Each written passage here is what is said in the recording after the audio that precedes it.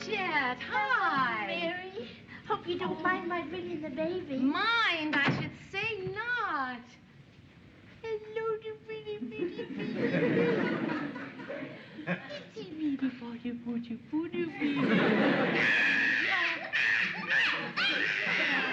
hope it wasn't something I said. Don't take it personally, Mary. No, I wouldn't do that. Ted takes it personally. He thinks the baby's teed off with him. Oh, Georgette, she's beautiful. You must be so proud. Oh, thank you, Mary. But let's face it, babies are all alike. Every mother carries on as though her baby is the most beautiful and the smartest and the sweetest. I'm determined not to be one of those mothers who goes around babbling about how cute and adorable her baby is, even though my baby is unbelievably cute and adorable. Especially this morning. She blew this beautiful little bubble through her lips, and it must have stayed there for about 30 seconds. And as soon as the bubble burst, she made the funniest little noise like this. Oh. But you don't see me talking about it. No, that's right, I don't. Would you like some coffee? Sure. What have you been doing lately, Mary? Well, I've been trying my hand at creative writing. Oh, that's wonderful. Well, I don't know how wonderful it is, but I feel really good about it. You know, it's something I've been wanting to do. Oh, gee, I think that's terrific, Mary. Except that writing is so difficult. I mean, you have to think of something to write that's never been written before. That's right. I'm not writing a novel, though. I'm just writing an article about my grandfather and what a marvelous old character he was. Have you ever written before, Mary? Well, no. I took a creative writing course in college. The professor seemed to think I had some flair. And anyway, it's one of those things I just wanted to try but never got around to. Oh, gee. Just think, maybe someday you'll be a famous author. Well, no, I wouldn't count on it, Georgette. It's a little late for that. Mary, don't sell yourself short. Just because you're not a kid anymore doesn't mean you can't wind up being one of the great ones. 32 isn't so darn old, you know. Well, I'm 37, Georgette. Well, in that case, you better get the lead on.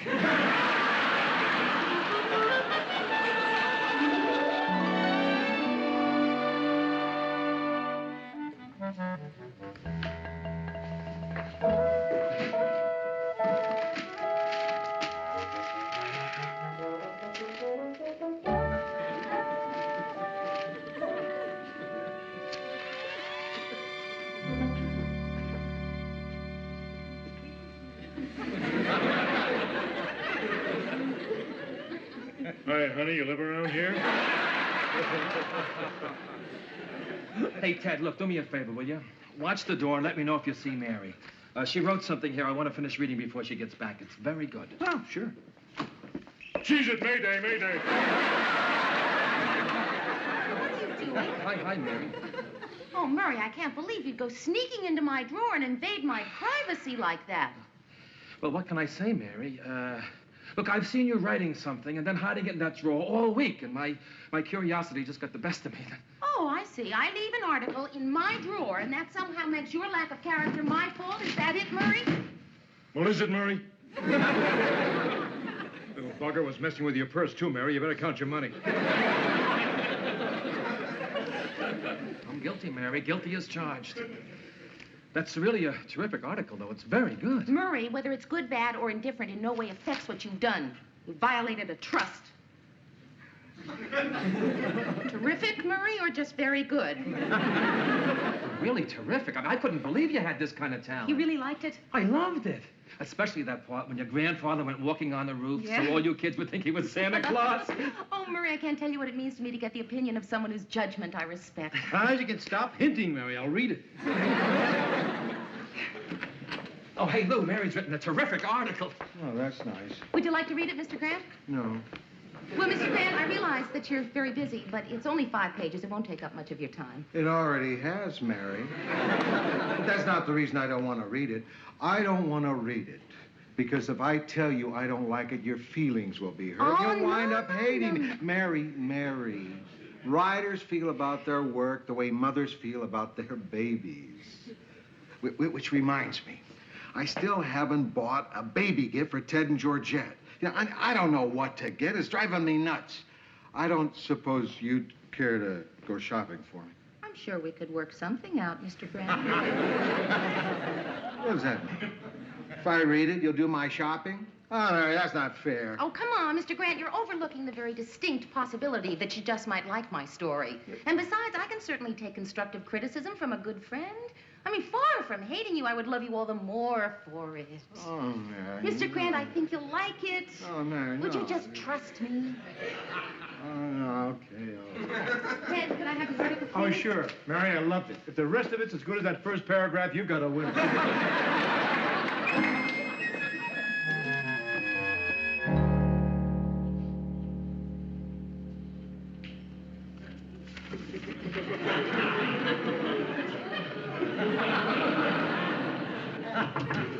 Yeah.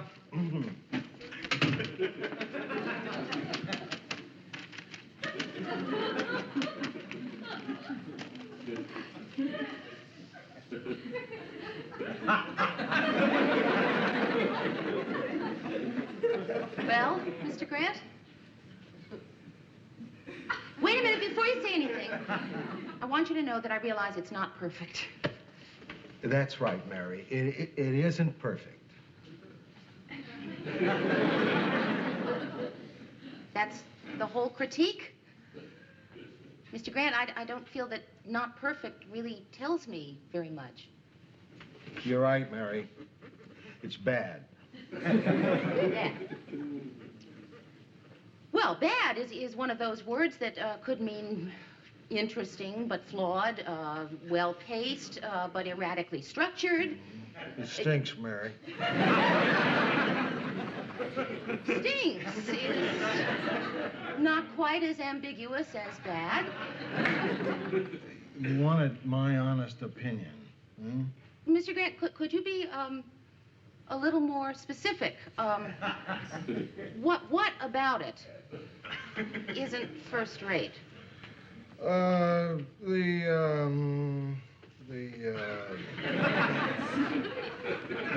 The first paragraph. The first isn't paragraph. first- Okay, I had the feeling when I was The writing second it. paragraph, the second paragraph isn't first rate. The third paragraph isn't first rate. The fourth... You're really having a good time, aren't you, Mr. Grant? Believe me, Mary, I wish I had liked your article. I really do. Oh, sure. But you kept insisting that I tell you exactly how I felt, and that's exactly what I did. By saying it stinks. Well, it does. What do you want me to say? Well, I don't know, Mr. Grant. You could have said it isn't your cup of tea, didn't strike your fancy, wasn't quite up to snuff. No, I couldn't. Let me tell you something, Mary. Besides 12-year-old Scotch and playing high-stakes poker with really dumb guys, there aren't a lot of things that I love. But good writing is one of them. Do you know what really good writing is? I thought I did. Apparently, I was mistaken. Yeah. There was a desert wind blowing that night. It was one of those hot, dry Santa Anas that come down through the mountain passes and curl your hair and make your nerves jump and your skin itch. On nights like that, every booze party ends in a fight. Meek little wives feel the edge of the carving knife and study their husbands' necks. Anything can happen. Raymond Chandler. Makes you want to read on, doesn't he?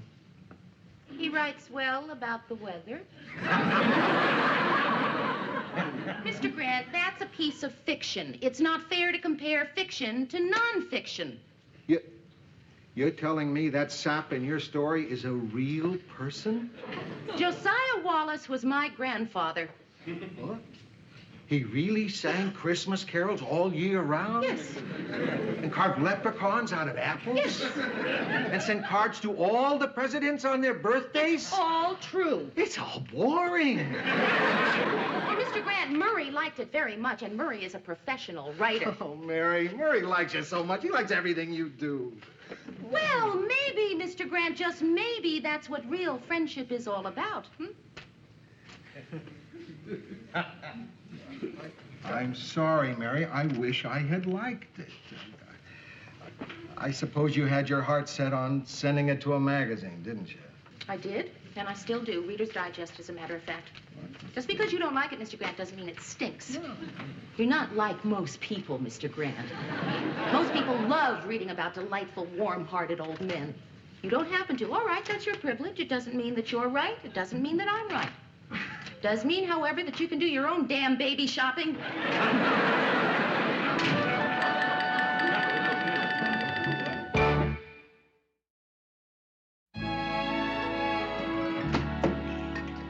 Oh, morning, Murray. Oh, morning, Ted.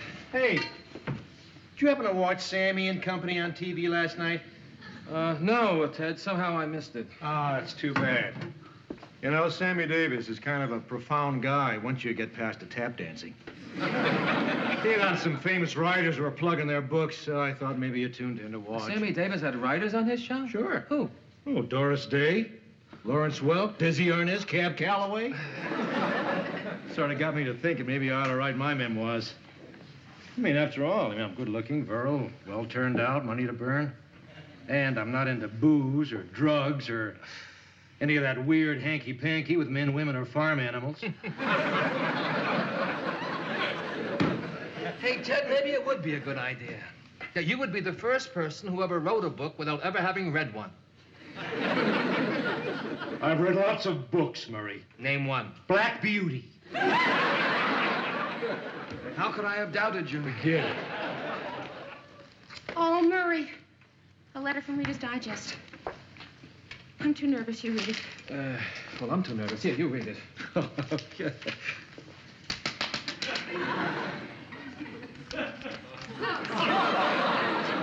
Ted, will you come on? All right. The answer is...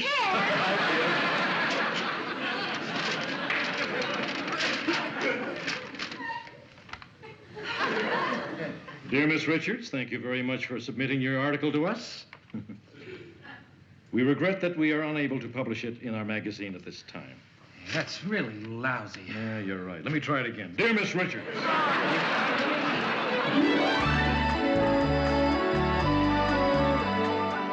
Georgette, the dinner was delicious. Oh, thank you, Mary. Why don't you go sit in the living room and I'll bring the coffee.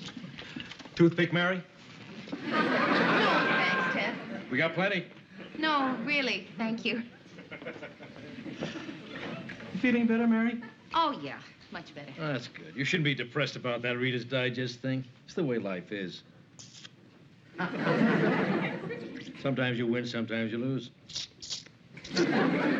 Sometimes you're sitting on top of the world. Sometimes you're down the dumps. Sometimes your life is a symphony. Sometimes life is, Disgusting noise. Exactly. Here we are. I baked these macaroons myself, Mary. Oh. Macaroons? Why don't you tell me, Georgette? I just finished picking my teeth, didn't I, Mary? I really didn't notice, Ted. I was just telling Mary she shouldn't let what happened get her down. No, I'm not going to. I'm going to send that article off to every magazine I can think of. That's great, Mary. You could send it to the New Yorker, Cosmopolitan, Good Housekeeping, Collier's. Well, Ted, Collier's has been out of business for years. With all due respect, Mary, so is your grandfather. Excuse me. Lou, come on in.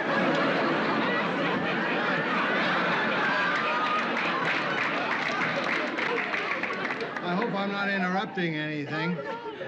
I just bought the baby a little gift. I wanted to bring it right over. Hi, Ted. Hi, Lou. Hi, Mary. Hello, Mr. Grant. Gee, I sure hope she likes this. I didn't know what to get, and nobody would help me. I went to about 10 different stores.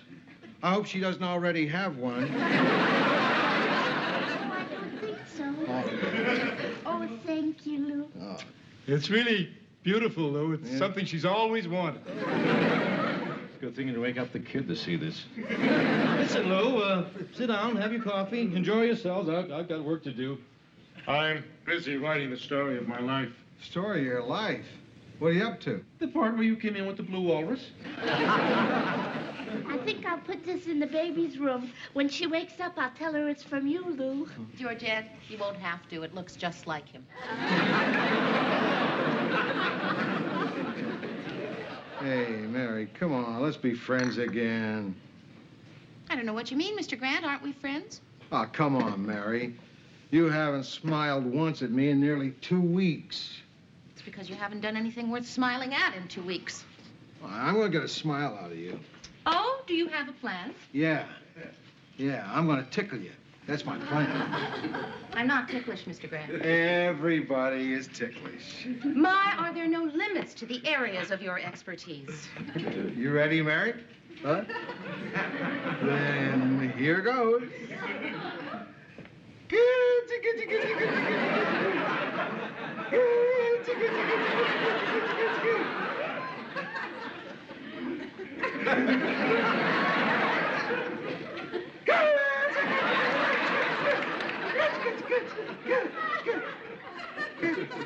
Would you like to borrow a feather? All right, stay mad. But you know why you're mad at me? Because you know I'm right about that article.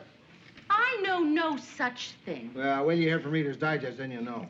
Well, it just so happens, Mr. Grant, I already heard from Reader's Digest. Turned you down, didn't they?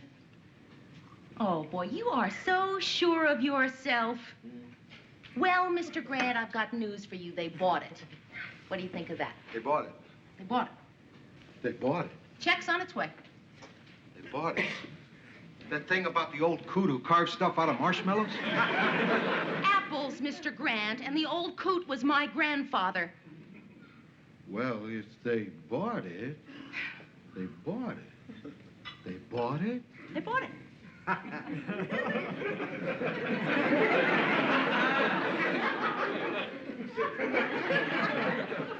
Well, what can I say except congratulations, Mary? I was never so happy to be proved wrong in my life. That's really something. Getting the first story you ever wrote published in Reader's Digest? Ooh. I gotta be going. Yeah. It's nice seeing you, Georgette. I hope the baby likes her gift, and tell Ted I said good night. Okay, good night, Lou. Yeah. Mary, you lied. I know I lied, Georgette. I never heard you lie before. Well, I was just so angry with him. But you lied. I never believed you could do such a thing. Were you lying when you said you thought my baby was the cutest thing you ever saw? Did you lie when you said you liked that new blue dress I bought? No, Georgette, of course not. How about when you said you were 37?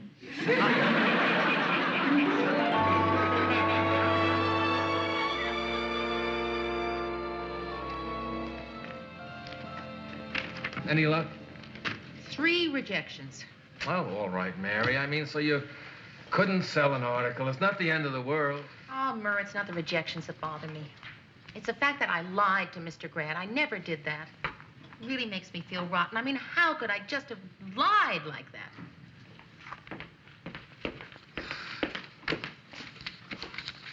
Cosmopolitan Magazine, what's that?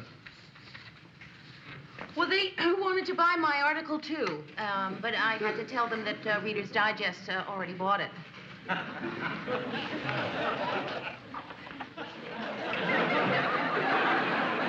lied again, Murray. It's habit forming. One lie leads to another. I'm going to put a stop to it right now. Yeah. Mr. Grant, So what's happening to that article of yours? When is Reader's Digest printing it? December. Or June. They haven't decided yet. What are they paying for an article these days? Oh, yeah, about the same as always. We haven't really decided on a price yet. They made an offer, and I've pulling out for a little more money. Smart move. Yeah. They ask you to write any more? Well, you know, I have a couple of ideas that I'm kicking around with one of the associate editors, and I'm lying, Mr. Grant. I knew that. How did you know? Your face turned beet red. You stammered. Your entire body began to quiver. Now, you were either lying or I'm a hell of a lot sexier than I thought. Well, I just want you to know that the reason I lied is because you hurt me. Oh, I didn't hurt you. Yes, you did. You hurt me. Mary, I don't know how you want to be treated. How do you want me to act? Huh? Like this? Ted, get in here. Ted also gave me something to read. What is it, Lou? You found out we took back the walrus. I didn't want to do it. It was Georgette. She insisted I exchange it for a sports shirt. Ted, it's not that. I've just been reading your book, and it's brilliant. I was a little worried about chapter 3. Marvelous chapter. What was your favorite sentence? Well, it's really hard to say. They were both very good. Oh, it's the best doggone thing of its type I've ever read. Holy I didn't think you had it in you, you old wordsmith. Say what you will about the big fella. You can always trust him to level with you.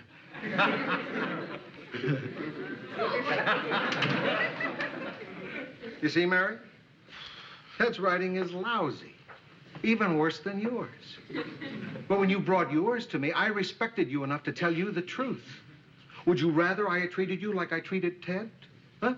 Would you prefer that I patronize you like some idiot? Shower you with empty compliments? Huh? Pump up your ego like you were some empty-headed, bumbling, brainless boob? Is that what you want? God, yes.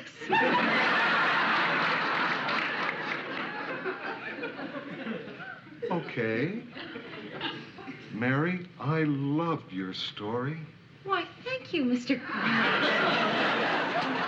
Oh.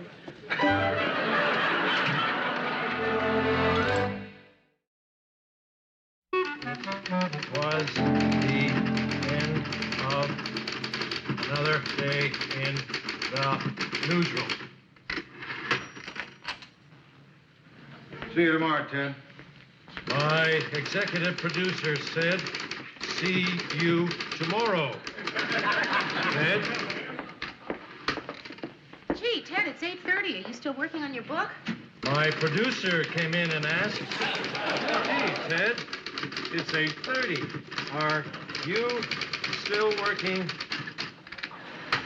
on your book? Ted, why don't you knock it off? Ted, why don't you knock it off? The three of them walked out.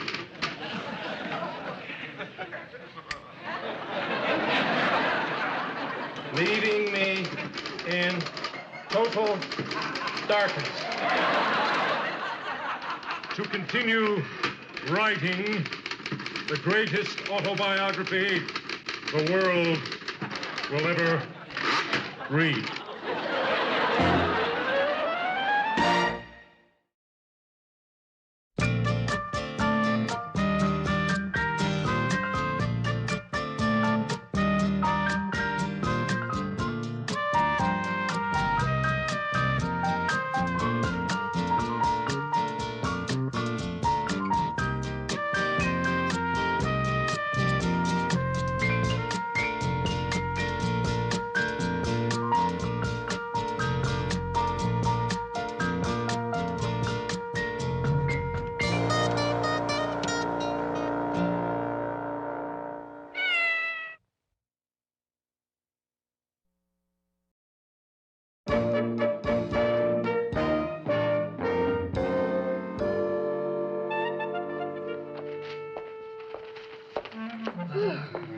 Boy, everything's dragging this morning. It's one of those days when you just can't get your brain started.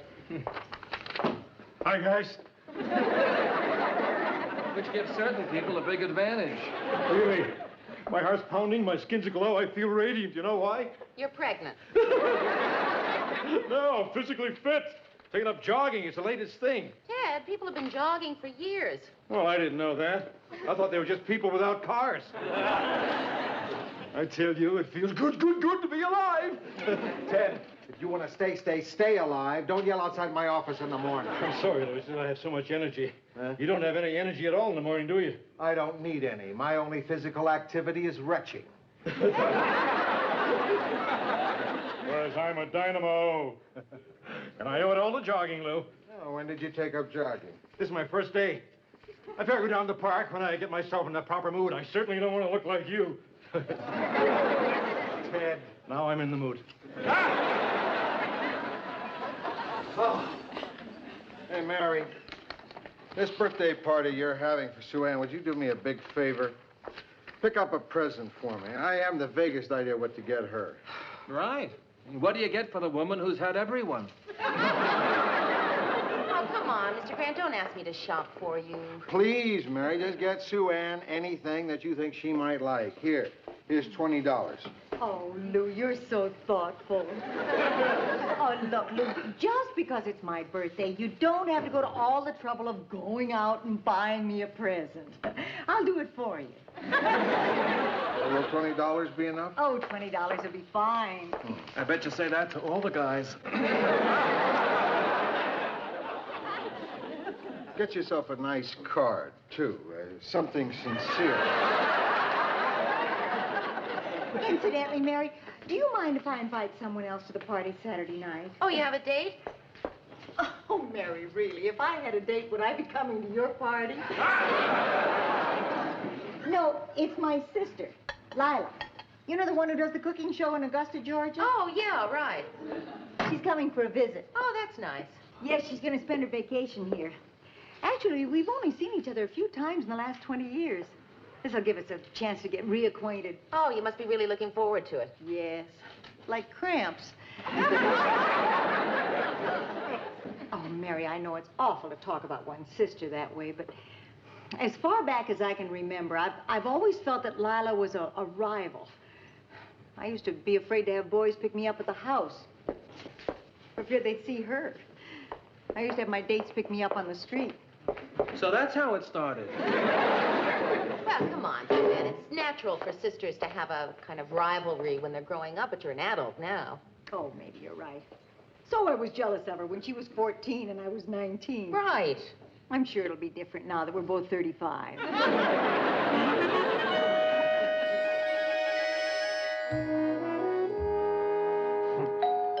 I'll get it, Mayor. Hiya, Georgia. Hi, Murray. Hi, Hi, everybody. Georgette. Where's Ted? He'll be right up. He's not as fast as he used to be before he got physically fit. Well, still, I have to admire him for sticking to it, don't you? No. His legs are sore, he walks funny, and the worst part is he's so tired he conks out in the middle of the evening, still wearing his red suit. Oh. It's like sleeping with Captain Marvel. Hey, Ted. Hi, guys. Hi, Ted. How you feeling? Oh, never felt better, Lou. Never felt better. Like a new man, Murray. I owe it all to jogging. I recommend it to both of you. Hey, Sue Ann, happy birthday. Thank you, Lou. Here's the present you got me. Oh, thank you. I'll put it with the others. Hello, everybody. Hi, Sue Ann. Surprise! It's not a surprise party, Georgette. She expected it. Oh, expected. Hi, Sue Ann. Happy birthday. Oh, thank you, Mary. I see Lila isn't here yet. No, not yet. Well, she'll be along any time now. She had these friends in Minneapolis she wanted to visit. Ah. Oh, look at all those wonderful gifts. Would anyone mind if I open them now? I really won't be able to enjoy the party if I don't. Yeah, sure. Go ahead. Oh, and what have we here? It's from Lou.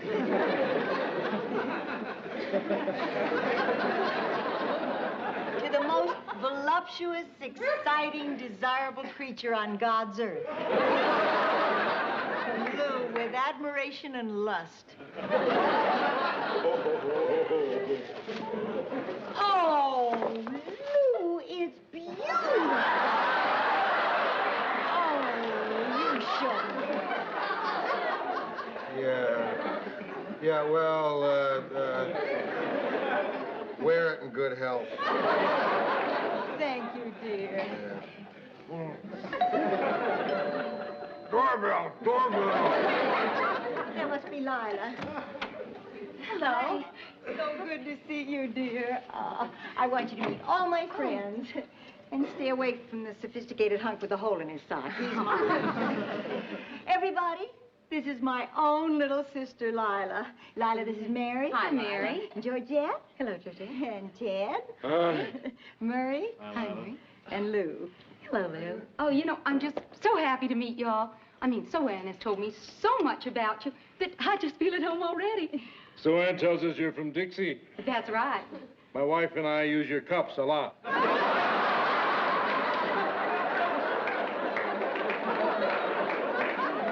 I get you a drink? Bourbon and soda, please. Mr. Baxter, Ann tells me that you're the anchor man at WJM. That must be very exciting. Yes, really is.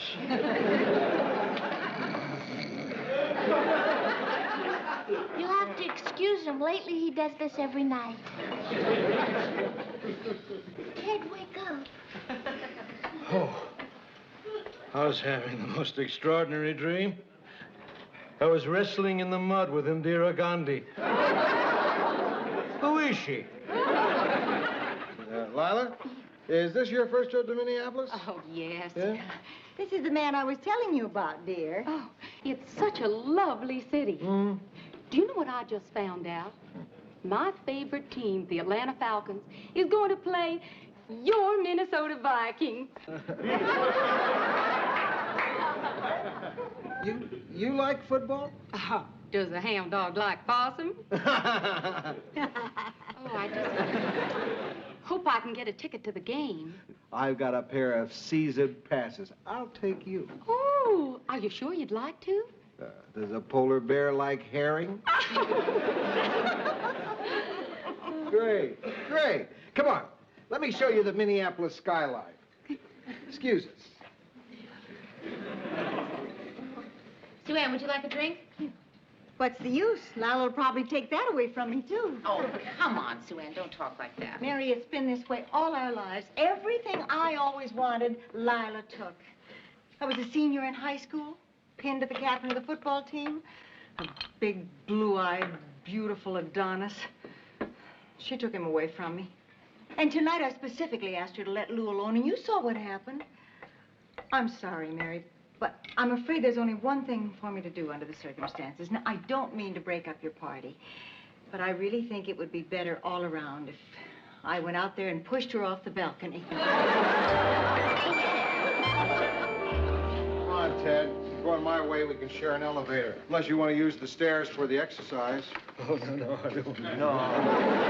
Hey, take it easy. I was just kidding. Coming, Mayor? Yeah, I am. As a matter of fact, there's a program on at 8 I want to see, and I'm late. Just want to finish this. Okay, Mer, last one out is a... Happy homemaker. Hello, Murray, dear. What a lovely necktie. Oh, that color is so becoming on you. Brings out the veins in your eyes. I know you were on your way home, dear. I don't want to hold you. Say hello to Marie for me. Good night, dear. See you tomorrow. I thought he'd never leave. Oh, I'm glad I caught you. Now we can talk. Yeah, well, Ann, there's this program that I have that I want to... Only take an hour or so. Yeah, well, it's sort of a documentary. It's on at 8. Mary, I had the most thrilling experience last It night. sheds new light on the Crimean War. Do you realize how upset I was with Lila at the party? But when we got home, we opened up to each other like we never have before, and I realized how wrong it was to hold on to these petty little jealousies. I mean, so what if she does a few things that upset me? I'm sure I do some things that upset her. But the important thing is that she's my sister, and I love her.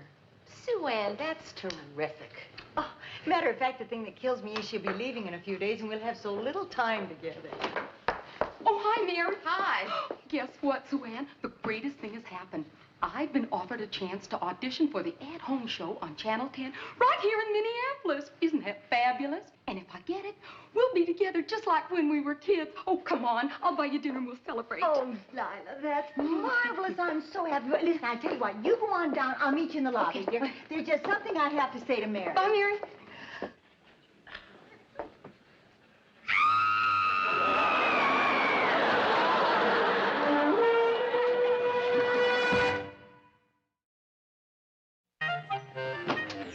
Hi, guys. Hi. I had a physical, and guess what?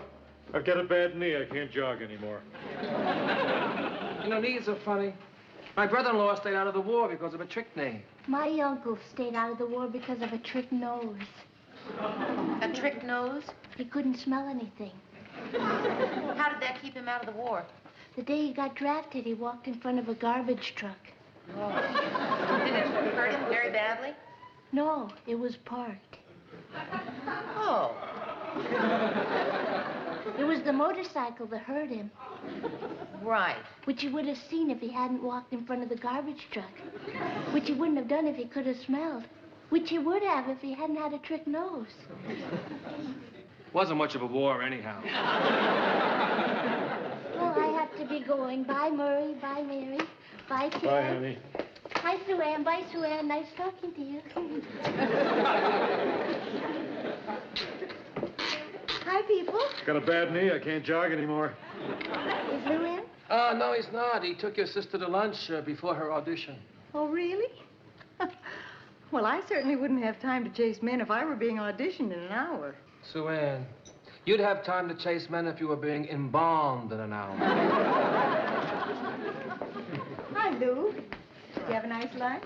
Oh, yeah. Lila and I had a terrific lunch.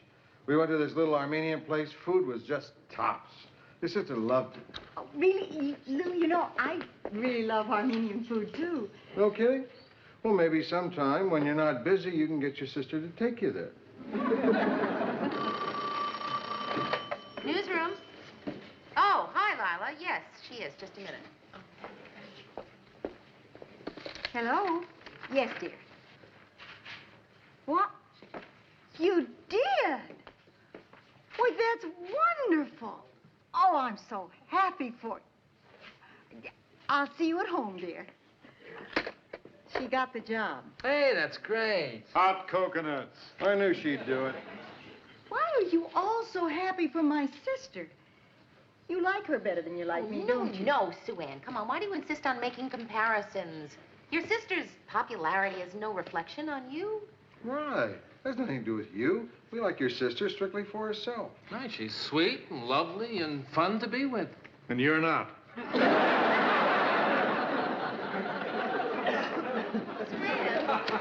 Sue Ann, wait a minute. How insensitive can you be? I'm talking to you guys. What is it? A woman just left here in tears. She's been upset for days. She has a real problem with her sister. And what do? I just took her sister out for shashlik. But did you have to rub Sue Ann's nose in it? And the shashlik? No! The fact that you prefer Lila's company to hers. And you, Murray, can you never pass up an opportunity to insult her? That's telling them, Mary. And as for you, Ted, I've got a bad knee. even you should have been sensitive enough to know that Sue Ann needed our sympathy. I just can't believe how callous you all were.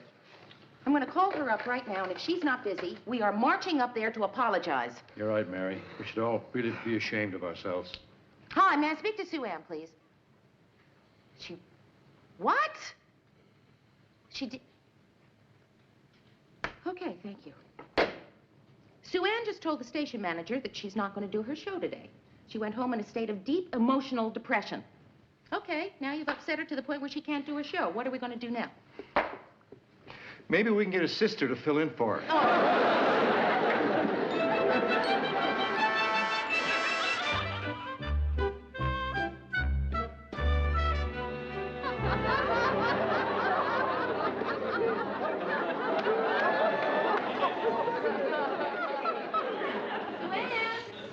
She's not here. talk to you about... Oh, my. Haven't you ever seen my bedroom before, Mary? No, I would have remembered this. Oh, Mary, if these walls could talk. Who cares? That's all over now. Everything's finished. Sue Ann, I know you're upset, but how could you walk out on your show like that? Everyone's so worried about you. Don't be ridiculous.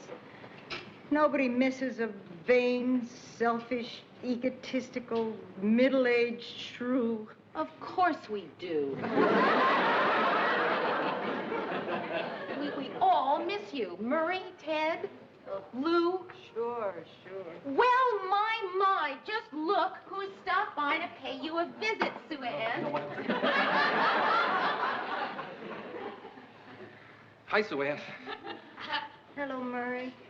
I'm sorry you're not feeling well. I hope you come back to the station real soon. You've only been gone a couple of hours, and I've missed you already. Why? You have nobody to insult? No, I've still got Ted. But it's not the same. With you, it's a fair fight. With Ted, I could win a battle of wits without even showing up. Thank you, Murray.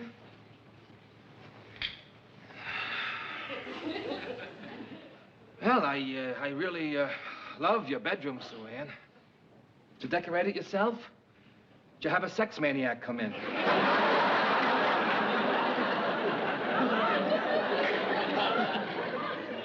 Very droll, Murray. Hey, Sue Ann, I just zinged you. Don't you want to zing me back? Sue Ann, look. Look at this.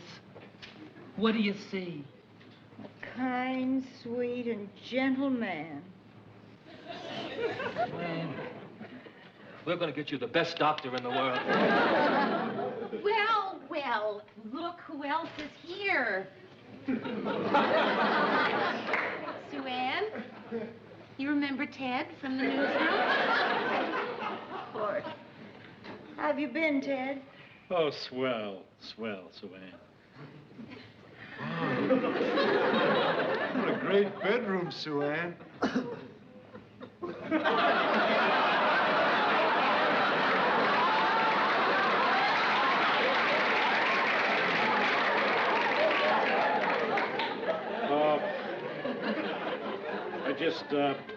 I just came to tell you that I'm sorry about what I said in the office before.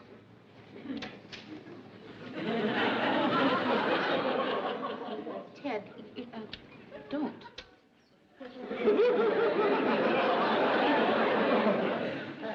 You know how it is, Sue Ann. Sometimes you say things you don't mean. I'd really feel terrible if I did anything to make you leave the station.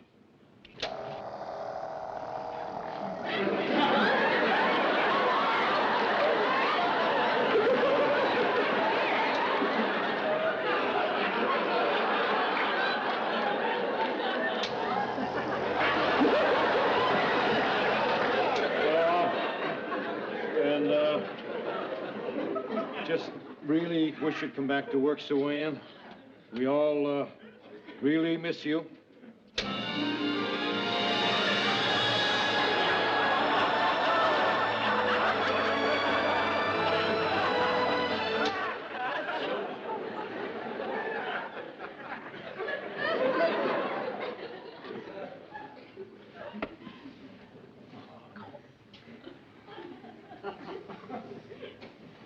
Sue Ann. Is it Lou? Yes, it's me, Sue Ann. Come sit beside me.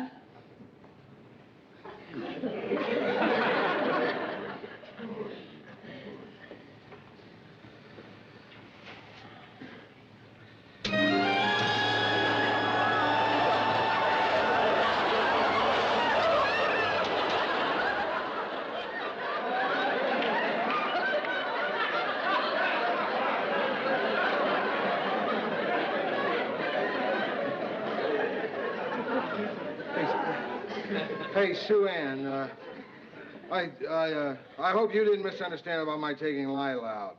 The only reason I wanted to show her a good time is because she's your sister. There's no point in lying, Lou. I know I'm a loser. That's not so. Well, then tell me one good thing about me. Anything at all. Well...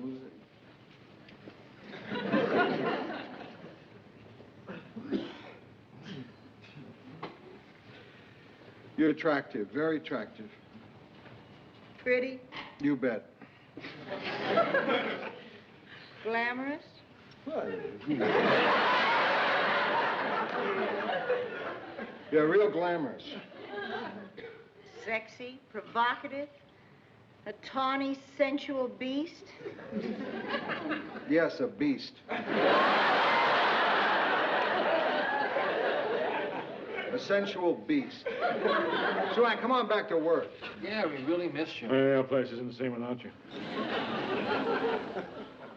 Sue-Ann, do it for us. I don't know if I'll ever work again. I think I'd rather just spend the rest of my days here in solitude with my memories, my vibrating bed. Hi, y'all! Oh, Minnie Pearl is home. Oh, hello, everybody. Hi, Lila. Sue-Ann, what you doing in bed? I just don't feel very well. Yeah? But you were feeling fine when I went out to take the job this morning. Sue-Ann, does this have anything to do with what we were talking about the other night? Of course not. Sue-Ann, be honest with me. Are you unhappy because I'm taking this job here in Minneapolis? Me unhappy? Because if you are, I don't care how wonderful the job is, or what a great opportunity it is for me, or how much it pays. Lila, are you saying you'd give up this job on Channel 10 if I asked you to? You care that much about me? Of course I do. You're my only sister, and I love you. You just say the word, and I'll go over and tell those people at Channel 10 that I don't want their silly old job. I'll go over there right now. Oh, Lila, dear.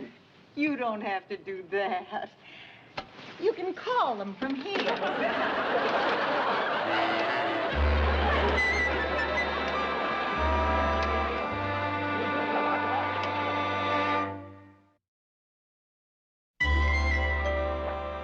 I'm dressed. Okay, let's get back to WJM. You've got time to do your show, and we have a new show to put on. Right. Let's go. I'll be right with you. I forgot my purse.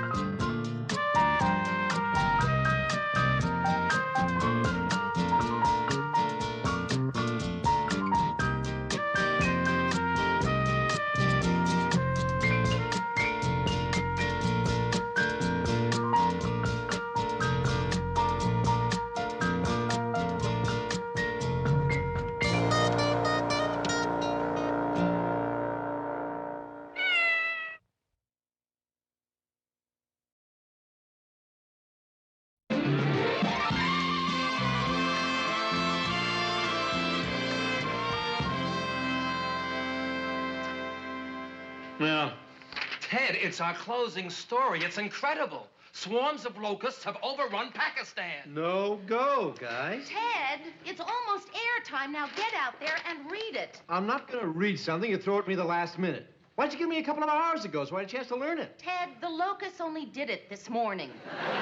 I don't know. You're a slow learner.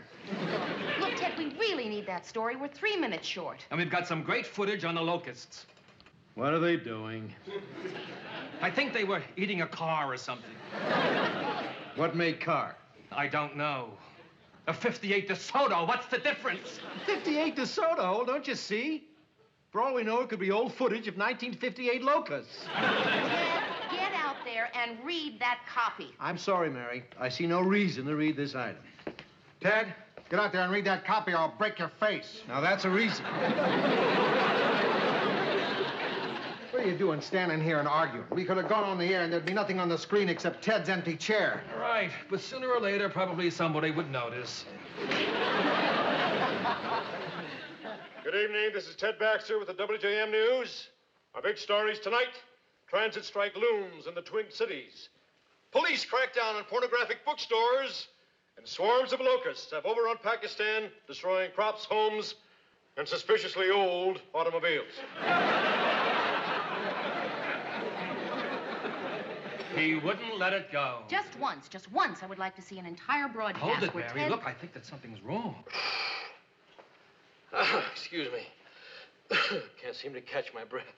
In other news today, the mayor announced that... Oh, boy. In other news today, Oh, boy. Sorry, I seem to have this burning sensation in my... What's going on? Something's wrong with Ted. Maybe it's just indigestion. He'll be all right in a minute. Oh, there. That's better. Phew. In other news today, oh boy. Oh, there it is again. Ladies and gentlemen, don't panic. Keep calm. No problem, except I think I'm having a little heart attack. This is Ted Baxter saying good night, good news, and maybe goodbye. Mary, you get right down there. Right. Harry, you call the fire department rescue squad. Manny, call the control booth. Tell them to put on Ted's interview with the governor. Sandro, what's the name of that doctor on the 9th floor? Jackson. Jackson, yeah. Yeah, get me Dr. Jackson on the 9th floor. Emergency. Ted, are you okay? The fire department's boy. on its way. Why'd you order the fire department? I'm not on fire. Look, their rescue squad is trained to handle heart attacks. Who said I'm having a heart attack? You did, Ted. Well, I want another opinion. Newsroom? Yeah, Here you're having some problems. thanks for coming so fast. Well, we're used to emergencies. Hi. He's right over here. Oh, It's okay, Ted. He's here. Hello. Hi. Well, come on. Do something. Listen to his heart. Check his pulse. Okay.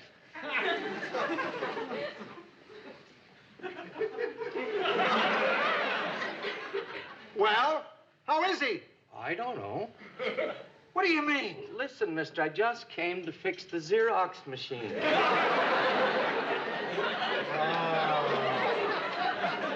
I think he passed out. Oh, what do we do? Mouth to mouth. Yeah, that's it.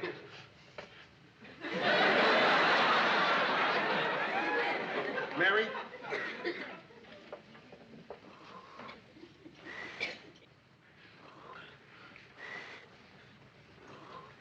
Huh. He's coming around. Lou, Yeah. I'm not gonna die. I can tell I'm not gonna die. How, Ted? I'm starting to get excited.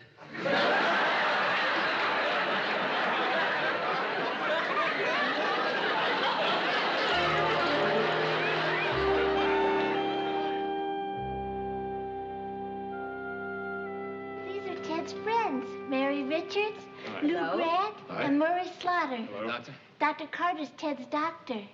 How's he doing, Doc? Just fine. It was a very mild heart attack. You can go home in a couple of days. After a week's rest, you'll be back at work. You know, with proper diet and exercise, you can be better than ever. Oh, that's wonderful. Of course, Ted doesn't believe the doctor. He thinks he's just trying to make him feel really good so he can shaft him with the bill. Well, Hi, guys. Hey, how you doing, Ted? Ted, you're looking just great. Yeah, I hear you come back to work in a couple of weeks. Sure, Lou, sure. Ted, I've just been looking over your tests. They look very good. Yeah, I'll bet. Ted, it's the truth. Believe me, I've known people in your condition who live to be 100. Yeah, and then what?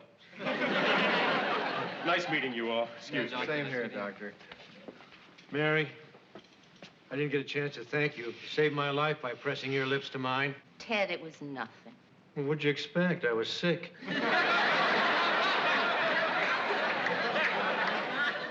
Here, Ted. Don't touch my heart. This bum ticker, every move I make could be my last. Oh, made it. You guys want to hear my will? Ted, don't talk like that. Well, it's important, Mary. I've got quite a bit socked away. I mean, not millions, but more than you'll ever see. Ted, will you stop? Just get your rest, get better, and we'll see you back at the office. Yeah, Well, we better go now. We don't want to tire you. sure. Bye-bye. Georgette, call me. Bye, Georgia. Bye, Ted. Yeah. See you in the office. Say, Doc. Yeah. I didn't want to ask with everybody around. Something's been bothering me. It's kind of personal. How does it affect you if you have a heart attack about, Sex? Ted, you can have it as often as you did before your heart attack. I thought you said he was going to be better.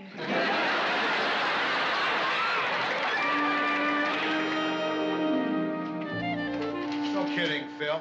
You really did a great job filling in for Ted. And I know it must have been rough doing both the morning news and the evening news. I was glad I could be of help, Lou. As a matter of fact, I was just starting to enjoy it. Phil, but Ted will be here any minute, and if he sees you, well, you know how Ted is. I don't imagine he was too happy about having someone else fill in for him. Right, I got you. I'll just get my jacket. Thanks again, Phil. Right. Hi, guys. Ted. How you doing? You look great. Oh, it's great to be back, Mary. Lou. Murray. Hey. Phil. Hi, Ted. Welcome back. Phil Howard. You're a terrific replacement. I watched you every night. You were sensational. Wasn't he sensational, guys? Oh, yeah. Hey, well, I've got a great idea. Why don't Phil and I do the 6 o'clock news together? Co-anchor men. Ted's changed. Look, I really got to be going. Ted, take good care of yourself, huh? What a great guy. And a real talent. Ted, what's happened to you? Lou, I've been reborn. And all because of a little spider. A spider? Yes. Mary, a couple of days ago, I was sitting on my terrace outside the bedroom, and I noticed this little spider next to the screen door, spinning his web lovingly, patiently, skillfully. Then Georgette opened the door and tore the web. Well, the spider had to build it back up again. Then a little later, someone else opened the door, and he had to build it back up again. And someone else came. Ted, could you move it along? Oh, sure, Lou. Well, I learned something from that little spider who never gave up. Kept rebuilding his web over and over and over. I learned that life is short, and you have to live for today. Well, Ted, that's not a live for today story. That's a perseverance story. Well, it was a perseverance story, Mary, but it became a live for today story when I smacked that spider with my newspaper. Don't you see? It's just like life. You go along spinning your web, and then whammo, the man upstairs hits you with his newspaper. Ted, that is not bad. Thanks, Murray. It's too bad it took a heart attack to open my eyes. Oh, I've been such a fool.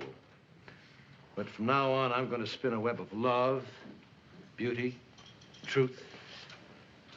I'm going to savor each moment of life like some rare exotic delicacy. And I'm going to treat every person like I'm never going to see them again. Ted, you promised to lie down before the show. Oh, sure, sweet cakes. Anything you say. Mary?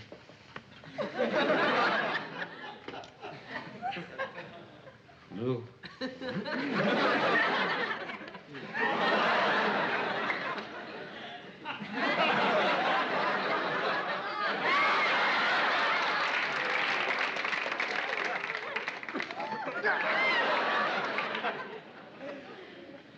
somebody get me a big newspaper.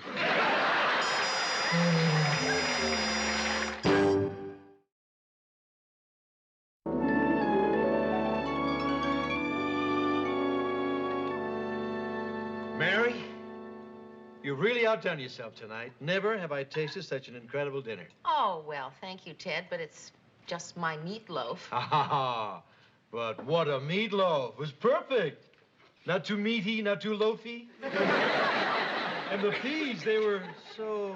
Ted, what is it? Did you ever really stop to take a good look at salt? Tiny grain, so pure, so white. And every single one of them is salty.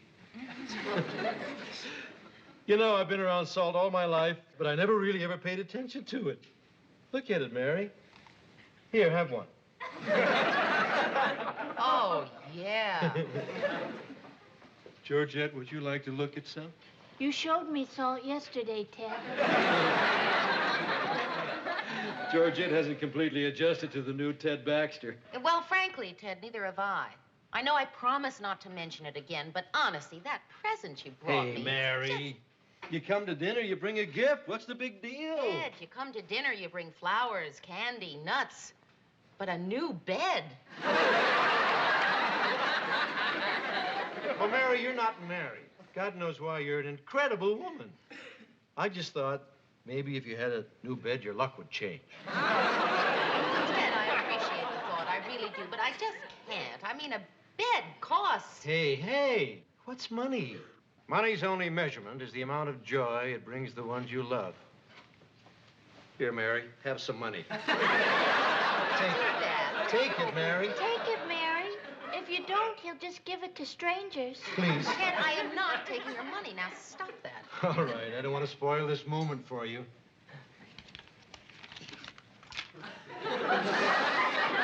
After all, every moment only comes once. Oh, gee!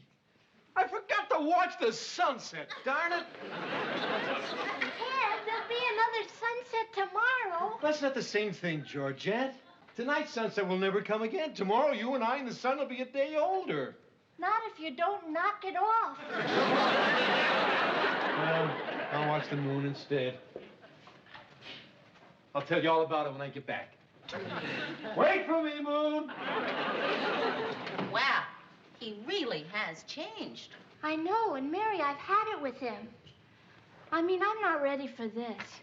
The Ted I married was loud, vain, and egotistical. That I could handle. Then he has a little heart attack and turns into St. Francis of Assisi. Mary, I just heard. There's a hold at 5th and Main. Police have them cornered. Send a crew. Murray, I have the police on line 2. Get the facts, start writing the lead. Right, Lou. Hi, guys. Isn't it a glorious day? Hi, let me talk to Charlie. This is Slaughter. How many are there? Anybody hurt? What kind of weapons do they have? Murray. Ted, please, I'm talking to the police.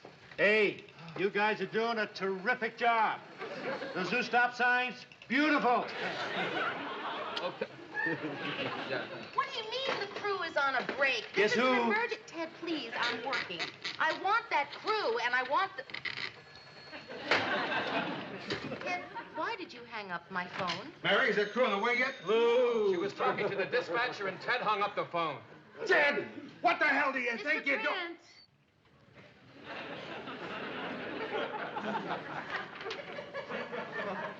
Trent. Ted? Lou. If you don't mind, we have a little news tip we're trying to follow up on. Oh, I don't mind. Let me talk to Charlie, please. I just don't want to see you getting tense while you're doing it. Hey, I worry about you guys. Charlie, I'll call you later. Oh, come on. Listen, at the hospital, they taught us a wonderful exercise to get rid of tension. Now, I want us all to do it, okay? You sit here. Just sit. And what we're going to do is, we're going to close our eyes, we're going to take 5 deep, long breaths, and as I count them out, I want you to blot out everything else except the feeling of your own breath. All right, everybody, close your eyes. 1.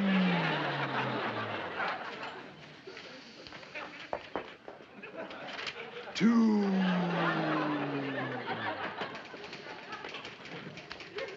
3, 4, 5. There, now, doesn't that feel better? Oh, yeah.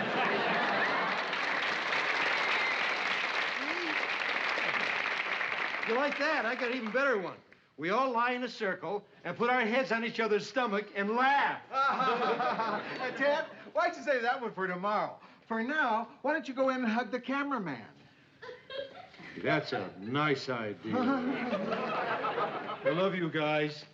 Remember, breathe. Okay, we'll lead off with a holdup. Move the housing story to third right after the midgets convention. Right. Lou, look, somebody's got to straighten out Ted. Yeah, I know. I can't avoid it any longer. Mary, straighten out Ted. Mr. Grant, how can I? He bought me a bed. I told you, leave me alone. Oh, just one little hug. Oh, please. I'll talk to him tomorrow. Hi, Mary. Mr. Grant. Mary. Hi. We were starting to be concerned. You were gone so long. Where were you? I don't know. Just taking a walk in the park, trying to figure out what to say to Ted. Did you have any luck? Yeah. I know exactly what I'm going to say to him. I'm going to say, Ted, you're making everybody crazy with this new attitude of yours. You're screwing up the whole newsroom. And Ted, I think it's terrific. Terrific. Look, I know this sounds stupid, but did any of us ever stop to think that Ted might be right? Not for a second. I mean it, Murray. As I was sitting in the park with the flowers and the trees and the children playing, I began to wonder if maybe there could be more important things in this world than putting on a news show. But what's wrong with taking the time to enjoy life? To enjoy people, things, nature? Why should we have to have a heart attack to appreciate things? You're really serious about this, aren't you? Sure. What's wrong with being a little more appreciative? Look, we've been working together now, Mary, for 7 years. And in all those years, did I ever once tell you how wonderful I think you are? Did I ever tell you what a joy it is to see you here every morning? Did I ever tell you what a delight it is to be your friend? Is that true, Mr. Grant? You really mean that? Yes, I do. Well, there are a lot of things like that that I never said to you either. I think you're a wonderful man. It's really great to be around you. You make life exciting and fun, and I'm really glad I know you. You're a beautiful human being. Come here.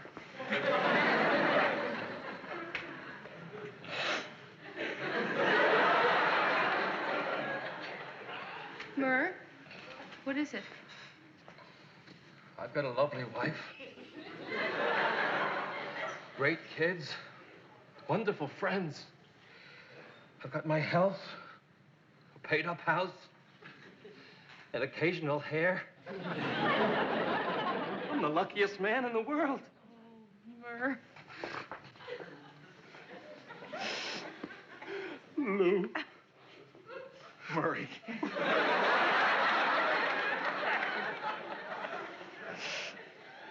Okay now. Okay now. Come on. Let's go. Let's go.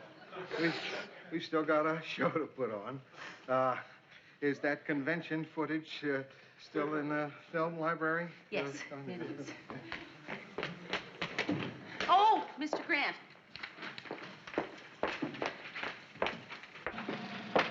Here's tonight's rundown. I thought you might want to take a look at it. Mary, look at that. What? That sunset. It's beautiful. I've been working here for 12 years, trying to get out the news, and not once did I ever look out this window and see that beautiful sunset. It is gorgeous. Oh. Murray! Get in here! Look at this! sunset. Wow. Look how it shimmers off that building over there. Oh, yeah.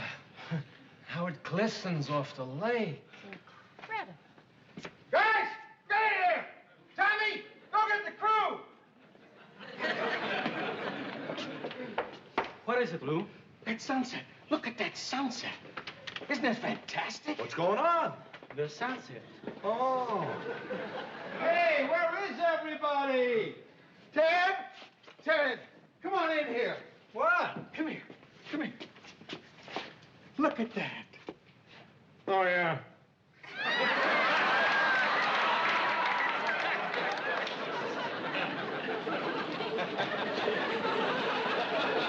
Ted, isn't it incredible? What? Well, the sunset, isn't it great? Oh, that. Yeah, I guess it's okay. What do you mean, okay? Ted, you love sunsets. I get tired of it. What about the other things? What about salt? Doctor says I've got to cut down on it. What happened? Well, I guess this experience, this feeling must go away. Yeah. I just remembered. The same thing happened in the war. During combat, I never held life more dearly. But the feeling started to go away the minute the Germans stopped shooting at me. I never forgave them for that. I guess it always wears off. Yeah. I guess in a couple of days, you won't be feeling like this anymore. We'll all be back to normal. Okay. Back to work. Hey, wait a minute. So what? So it doesn't last forever. So it wears off. But that's no reason not to appreciate it when it's here. Hey, we got it. Let's make the most of it. Mary, you're absolutely right. Come on!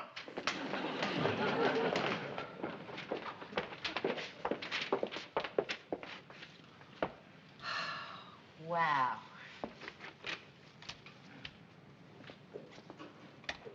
Good evening. This is Ted Baxter with the WJM News. In tonight's headlines, more civil unrest in Northern Ireland.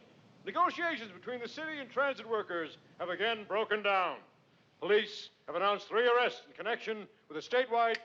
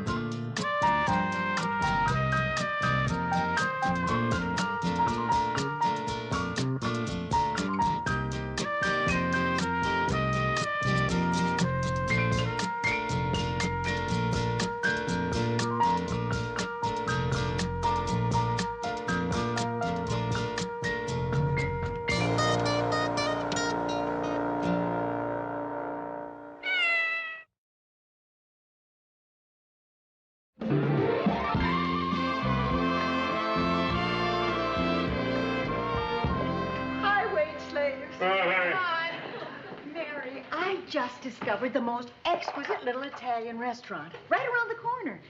All the waiters are from Italy. Before I even got to my table, I was pinched black and blue. Well, I'm glad to see you found a restaurant with the kind of service you like. Say, Sue Ann, you have any idea who Marie is seeing for lunch? He left her all dressed up. Ted, what Murray does on his lunch hour is none of your concern. Mary's right, dear. Why should I care if he wants to spend his lunch hour locked in the arms of some voluptuous wench, whispering, I need you, I want you, I must have. Sue Ann. Don't stop her. She may be wrong, but I love it. Hiya, gang. Hi. Is Lou in? Yeah. Oh, you old son of a gun. How'd it go? How did what go? Oh, Ted has this really silly idea that you're carrying on with some cheap floozy. And you promised you wouldn't tell, darling. Oh,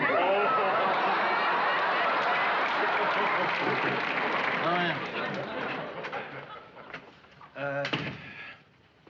Have a cigar, Lou. What's the occasion? Well, my father always told me if you have to break bad news to somebody, sometimes a cigar makes it seem a little easier. That's a pretty big cigar.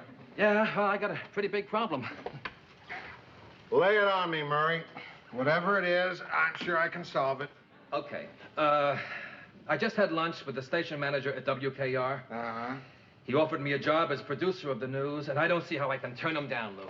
Producer of the news? Yeah. Huh? That's terrific. I'm really happy for you, Murray. Oh, thanks, Lou, thanks. Oh, boy. It comes as kind of a shock, though. I mean, we're sure gonna miss you around here. I've worked with a lot of news writers in my time, and you're the best, the very best.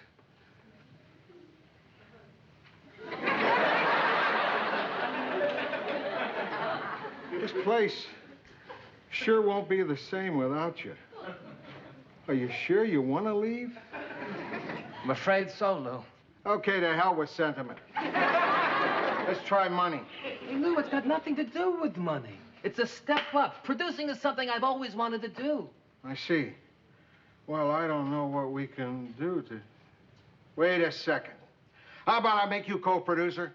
Co-producer? Would you say then? Well, gee, sure I would, Lou, but... Okay, you got it. Yeah, but that's impossible. I mean, Mary is the producer. Don't you think you should talk to her? Don't worry about Mary. She'll be delighted. You think so? Of course. Murray, you're her favorite person in the whole world. Besides, she's been complaining about being overworked lately. Really? Oh, yeah, this will take a lot of the pressure off of her. Terrific. Oh, believe me, she'll love the idea. In fact, I'm going to take her out to dinner tonight and spring the good news on her then. Hey, that's great, Lou. Great. Hey, thanks. Thanks a lot. Don't be silly. Go on, go on. Mary, can you come in here for a second? Yes. Mary, can you have dinner with me tonight? I'd like to talk something over with you. Dinner? Yeah, sure. What do you want to talk over? Oh, there's plenty of time for that. First, have a cigar.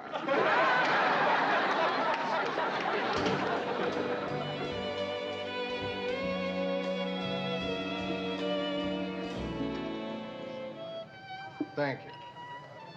Well, I don't know what it is you wanted to talk to me about, Mr. Grant, but I have a feeling it's important. You have never taken me to such an elegant restaurant. Relax, Mary. I told you I'll tell you when the time is right. Now I want to make a toast. A toast? Mm-hmm. To Mary Richards. Kind, generous, understanding Mary Richards, who always says, there's nothing I won't do for a friend. When did I say that? What? There's nothing I won't do for a friend. Just now. Cheers. Mr. Grant, come on. What's this all about? Later, Mary, when the time is right. Now, what do you feel like eating? Well, I don't know. I am starved. Mm-hmm. I don't believe this. What's wrong? These prices. Huh? Lamb chops, $16. Steak Diane, $20. Well, don't worry. We'll get even later. We'll steal some silverware. Just have whatever you'd like. Are you sure? Suppose I order Steak Diane. It's the most expensive thing on the menu. Be my guest. Are you ready to order? Yes. I'll have the Steak Diane. Murray's quitting. What? Yeah, he told me today. Oh, no. Mm-hmm. Have you decided? Oh, no, I'm not hungry. Good. 2 coffees. Yes, sir. Mr. Grant, that's terrible. Yeah, I know. I'm sorry I had to tell you now, but I figured the time was right. I don't understand. Why is he quitting? Well, he was offered a chance to produce the news at WKR. Produce? Huh? Oh, that's great. I think you'll make a wonderful producer. You do? Yeah, I just wish we didn't have to lose him. Yeah, I know. If only there was something we could do to keep old Murr from quitting.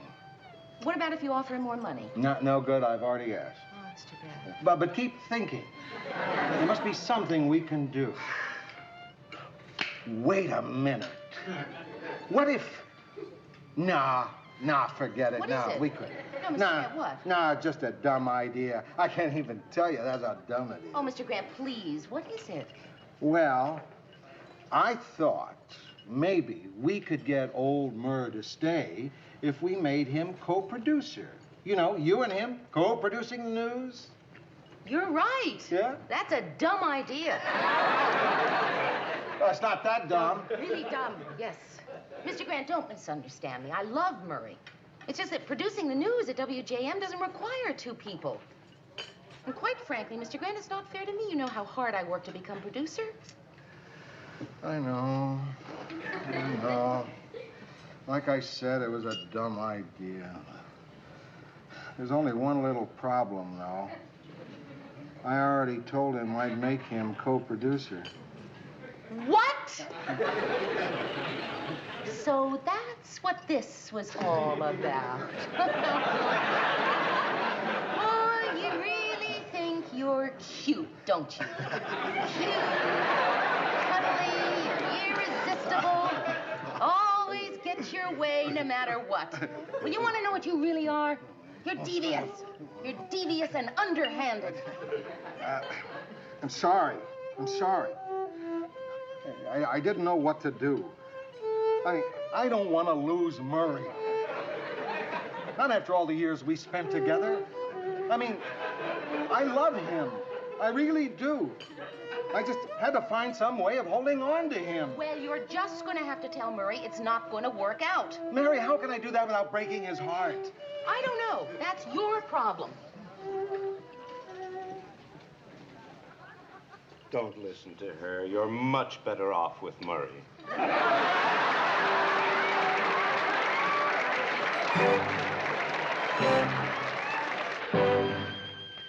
Good morning, dear. Oh, hi. Mary, I was lying in bed last night, and I couldn't sleep, and I got the most wonderful idea. So I went right home and wrote it down. What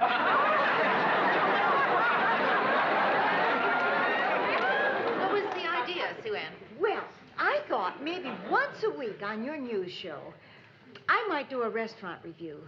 You know, I could tell people the specialties of the house, the prices, maybe get a chef to divulge a secret or two.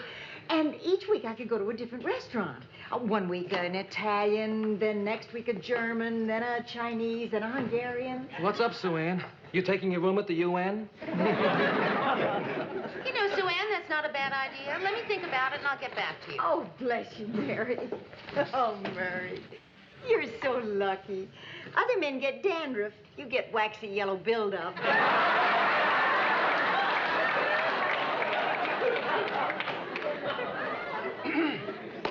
So, good morning. Good morning, Murray. Did you, speak with Lou? Yes. Mary, I can't tell you how grateful I am for what you've done for me. Well, I mean, I don't know if things were turned around, if I could be as unselfish as you.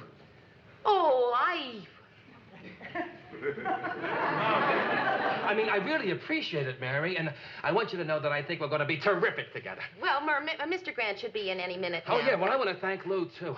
Mary, you should have heard Marie last night when I told her the news. I don't think I've ever seen her so happy. Well, Murray, there's just so much work to do. You're right, and I'm going to help you with it. We are going to do it together. Mr. Grant, you're here. Hey, Lou, look, I was just telling Mary how grateful I am for what you've done. Well, you know, making me co-producer. Thanks, Lou. Oh, yeah. Listen, Marie, there's something I have to tell you. Oh? Mr. Grant, do you think you could possibly do this in your office? No. Out here will be fine. Murray, what I have to say isn't exactly easy. Could you tell him later? The man's working right now, for crying out loud. Well, what is it, Lou? Murray, when I suggested to Mary that you co-produce the news, she said something. All right, that Mr. Grant, I will tell Murray myself. Murray, Last night, when Mr. Grant suggested that you and I co-produce the news, I leveled with him. I told him exactly how I feel. Oh, and what did you say?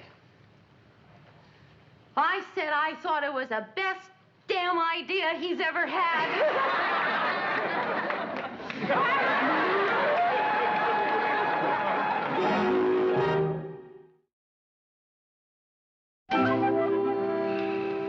What do you want to do with this story on the attempted assassination in Venezuela? What did you want to do with it? Well, I thought we'd open with a film clip, go to commercial, and then lead with the story when we come back. Yeah, that's good, too. What do you mean that's good, too? Well, I mean, that's fine. Let's just do it your way. Well, no, Murray, you said that's good, too, and that must mean you had another idea. What is it? Oh, well, yeah. Well, I was thinking we could put it with that story on the student riots in Bolivia. You know, do a whole thing on the general unrest in South America today. Oh, yeah, that's interesting. Actually, I wasn't even going to do the Bolivian story. I mean, you know, it was a pretty small riot, as riots go down there. Sure, we'll do it that way. That's fine. Oh, no, Mayor. Why don't you just put it up front, you know, like you wanted to? If you think that's best. Congratulations, Murray. I just heard the good news, so I thought I'd bake a little cake for the 2 new co-producers. Oh, Sue Ann, that's just so typical. Isn't that a wedding cake? Yes. Well, actually, it was to be for my cameraman and his fiancée, but they broke up. Oh, that's too bad. He got angry when she showed up at his stag party in one of the films. Have you had a chance to make a decision on what I mentioned to you before? Oh, yes, I wanted to talk that over with you, Murray. Sue Ann thought we might do a dining out segment on the news, you know, where she'd review a different restaurant each week. What do you think? Gee, I don't know. What do you think? Oh, Murr, please. All right, I'll tell you what. We'll flip a coin, and whoever wins will make this decision. What do you want, heads or tails? I don't know. What do you want? Okay. Sue Ann, I think it's a great idea. We'll try it out next week. Oh, bless you, Mary. And it's going to be just terrific. You'll see. We'll do wonders for your ratings.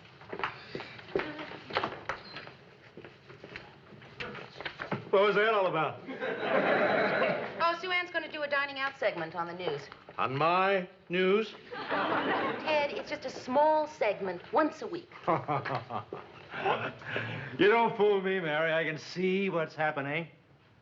Put a chick on the news and gradually give her a bigger and bigger spot. Before I know it, you've got her taking over my job and I'm out my ear. Oh, Ted. It's all part of the plan, isn't it? The plan? The master plan. The master plan? Oh, sure, Murray. It's not just my job they're after. Don't you know what they really want, all these chicks? They want to take over the world. It's no joke, Murray. They want to take over the world. I'm telling you. It's a secret organization that every chick on Earth belongs to. Oh, they've been playing it cool, but they're not fooling me. Do you ever notice whenever they go to the bathroom, they never go alone? They always ask another chick to go with them. That's where they hold their meetings. And have you noticed they're always asking for quarters? Dues. Oh, Mary, don't deny it. I know what I know. Tried to listen in on one of their meetings once, had my ear to the door. But they're clever. They don't want you to hear anything. They keep flushing.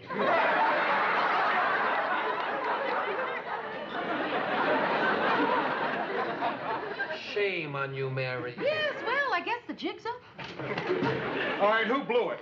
Whose fault is it? What's wrong? What's wrong? One of my genius co-producers was supposed to send film on that water pollution story to editing, and now we won't have it for the show in time. That means that for 3 extra minutes, we're going to be looking at Ted Baxter when we could have been looking at raw sewage. Hey, let's face it, Lou. This is my first day as co-producer, and obviously this is a monumental screw-up, and, well, it's got to be my fault. No, Murr, come on. Look, I've been producing for a lot longer than you have. I should have seen to it that it was taken care of. If anyone deserves the blame, I do. It was my fault. Maybe you're right. Mr. Grant, I would like very much to talk to you about Murray. Through no fault of my own, I seem to find myself in a very difficult situation. Look, I have a meeting. Tell you what, why don't I come to your place tonight? Okay, fine. What time? How about dinner time? Dinner time? Oh, don't worry. You won't have to lift a finger. I'll bring dinner. Lou, did you hear? Mary wants Sue Ann to do a dining out segment on my show. Yeah?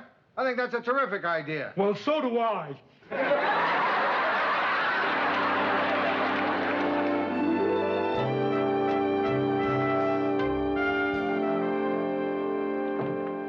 Hi.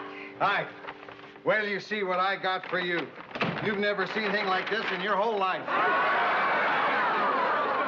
raw duck? Yeah, roast duckling for two. You said you'd bring dinner. I did. You said I wouldn't have to lift a finger. Well, that's up to you, Mary. You want to eat raw duck or you want to lift a finger? Mr. Grant, the point was not for me to cook tonight. The point was for us to discuss Murray. I know. But when I saw this ducky in the window, I just couldn't resist it. Incidentally, I don't like it too crisp. I'm not cooking that duck. Well, that may not be crisp enough. Mr. Grant. Okay. What did you want to talk about? Murray. Oh. Co-producing just isn't working out. You're gonna have to do something. I know. What am I going to do? Fire Murray? Fire you? I'm in a corner, Mary. I don't see any way out. Well, as it happens, there is a way out. The station manager at WKR called me today, and he offered me the same producing job that Murray turned down. So I think, it might be better for everyone if I take it. I don't know what to say, Mary. The idea of your leaving WJM is such a shock. I just think it's the only thing to do. Well, I'm sure gonna miss you. I've worked with a lot of news producers, and you're the best. The very best.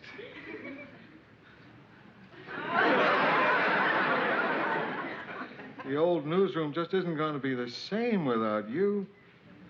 Are you sure you want to leave? Well, I don't know. Maybe Murray and I can work something out.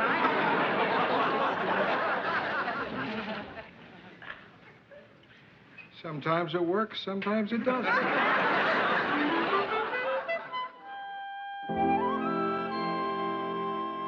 Have you noticed how all of a sudden we're starting to, click together as a team? Yeah, really? Clicking. I mean, take today. You wanted to close with Sue Ann's promo on the dining out segment. Yeah, but your idea was better, closing with the story on rising corn prices. No problem. I bowed to your judgment. Well, no, Murr, actually, I bowed to your judgment. Well, no, Mayor, didn't I tell you? I told Ted to close with the copy for Sue Ann. Oh, my God. What's wrong? I told the projectionist it was the other way around. Oh, my God. And now, continuing with the news, local pig farmers served notice today that rising corn prices are forcing them to find other means to feed their stock. Many of them are already resorting to substitute diets of slop and garbage. Here's one pig who doesn't seem to know. Just look at her gobble up that slop. Oh, well, pigs will be pigs. Well, that's the news for tonight. Starting tomorrow, we'll be presenting a new feature on WJM, Dining Out with Sue Ann Niven. Here's Sue Ann now in one of her favorite eating places. When it comes to food, we all know that Sue Ann is very hard to please. But Chef Antonio seems to be doing quite well. Tune in tomorrow night, and Sue Ann will share some of the recipes for those delicacies.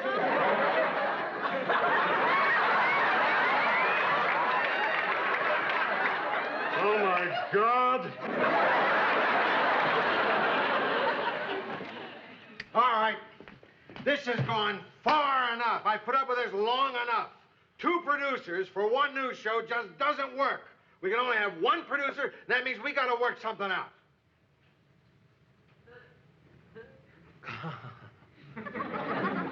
I know what's supposed to happen here. Sure, a nice guy, Murray, is supposed to step down and make everything easy for everybody. Sure, I'm supposed to say, hey, Lou, it's okay. I'll go back to being a news writer. Don't worry about it. Well, I'm not going to do it. I'm not going to make it easy for you, Lou. I see. And I see, too. I know what don't make waves Mary is supposed to do here. I'm supposed to say, gosh, Mur, if it's that important for you, I'll step down and you take the job. Well, I'm not going to do that. I didn't work as hard as I did for 7 years to get here and then give it up. Hey. Listen, I've known a lot of co-producers in my time, and you two are the best. The very Oh, will you knock it off? All right. All right. I know what I'm supposed to do here, too. I'm supposed to size up the situation and then come up with a logical and fair solution. Well, I got news for you. There is none. As I see it, there are only two ways out. Either Mary is sole producer and Murray goes back to being news writer, or Murray is sole producer and Mary goes back to being associate producer. Either way, it's unfair. Murray gave up a chance to produce at WKR. Mary's done a wonderful job here at WJM. But I'm just going to have to make an arbitrary choice as to how it's going to be. Okay? Okay. Okay. All right. This is how I decide. Mary. Murray is producer. You're back to associate producer. Mr. Grant. I'm sorry, Mary. I had to do something. Hey, wait a second, Lou. Look, I thought this was what I wanted, but it isn't. I don't want to become producer this way. I'll go back to being a writer. I loved being a writer. Oh, Murray. Oh, hey, Mary, look, this is the first decision I've made. Don't try to change my mind. Are you sure? I'm positive. Hey, producer, how about you buying me a drink?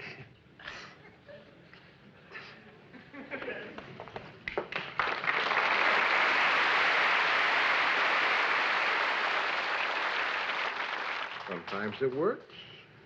Sometimes it doesn't.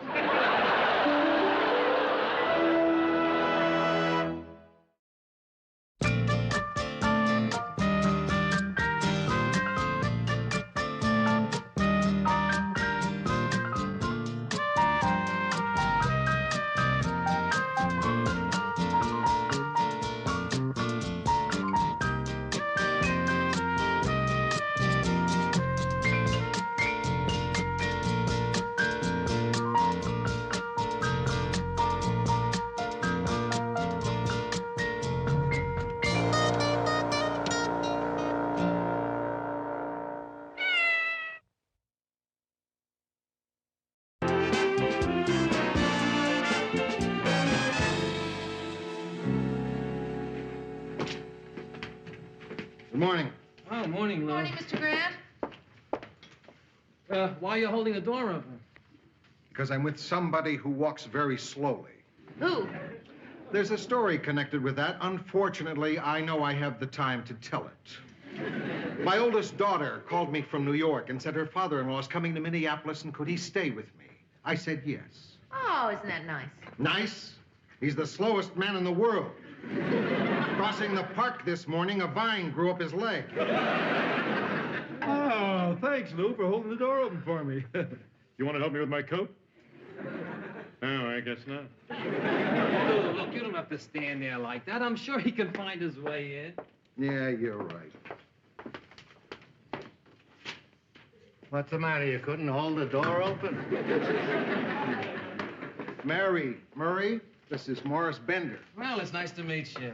How do you do? Hello. Yeah, Morris is going to be spending the day here with me. I was going to put him on a sightseeing tour, but he said I shouldn't go to all that trouble. I don't want to be a bother. Aw. Can I get you some coffee? Oh, no, don't bother. It's no bother. Okay. You sure it's no bother? No, no bother. Come on, Morris. You can sit with me in my office. Only if I don't get in your way. It's right in there. You sure I won't be in the way? Positive. You'll tell me if I'm your boss. Oh, yeah. Here. Coffee. Thank you. I hope it was no bother.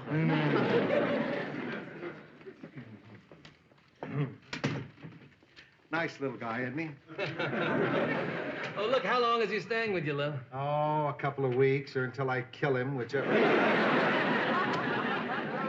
Mary, I have a big favor to ask. Oh, no, Mr. Grant. He's not staying with me. I'll barricade my doors. I didn't ask you to take him in, although a good friend would have volunteered a long time ago. I just asked you to take him to lunch. I have a meeting.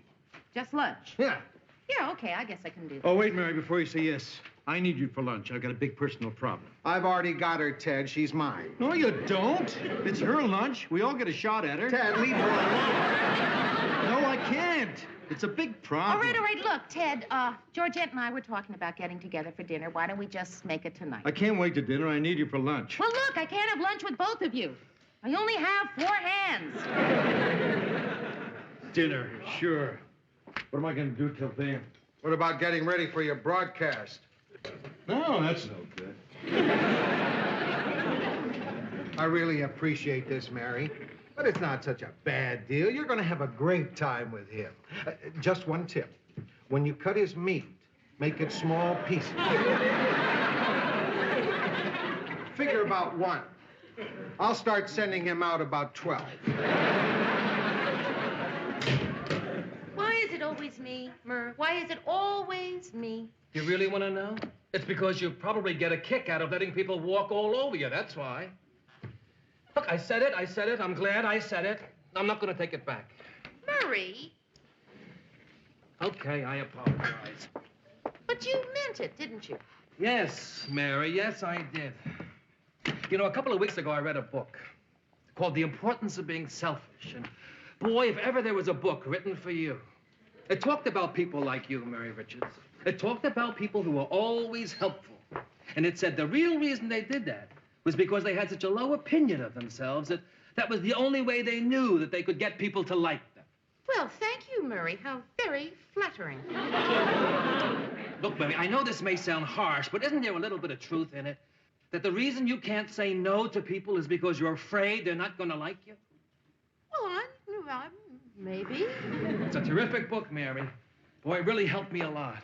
I mean, everybody thinks that selfishness is this terrible thing, when a lot of times it's just somebody recognizing his true value. Now, I know you may not believe this, but selfishness can be a virtue. Oh, sounds like an interesting book. Can I borrow it? Get your own.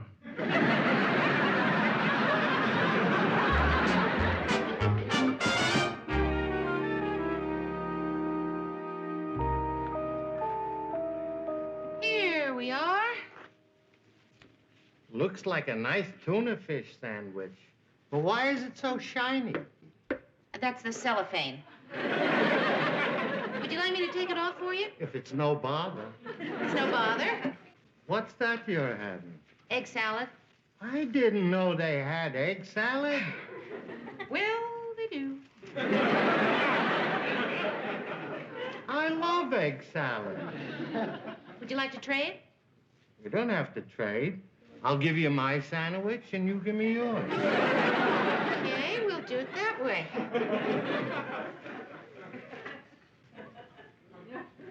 What's the matter? I forgot. It's not egg salad I like. It's cheese.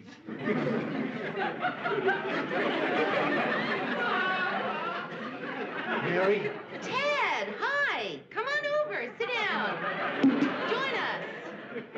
Ted, I'd like you to meet Morris Bender. Hi. He's a friend of Lou's. Hi.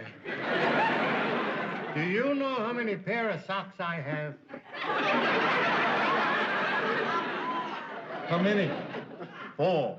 I used to have 6, but I found out I didn't need that many.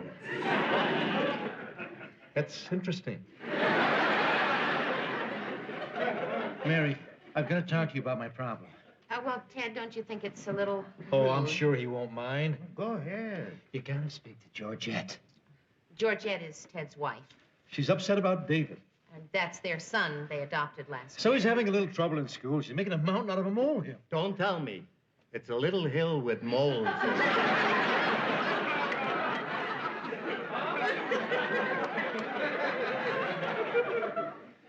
One little thing happened, and she actually wants me to take him to a psychologist. Well, Ted, I don't see that there's anything wrong with that. I mean, if David's having problems with his schoolwork... Mary, now you may not believe this, but I had trouble in school, too. Look at me. Today, I make more money than all those brainy, straight-C students put together. I'm glad I finally caught up with you. Hi, Mary. Hi, Georgette. Georgette, this is Morris Bender. How do you do? Ted, will you look at this report card? All B's. I thought I told you not to take things out of my scrapbook. This is David's. He's failing every subject. I went to see his teacher, and she said he never pays any attention. And in class, he's always daydreaming. I think he needs some help. I'm not taking David to a shrink. Ted, come on. It's just a child psychologist. I don't care how old he is. Ted, I don't care what you say. I've already made an appointment, and I'm taking him there tomorrow. I'm going to find out why he's getting such bad grades. Excuse me for butting in. I'm an old man, and I've seen one or two things in my lifetime. And sometimes there's a reason why a child is not doing well in school. And it's very simple. But no one ever thinks of it. What's that? He could be stupid.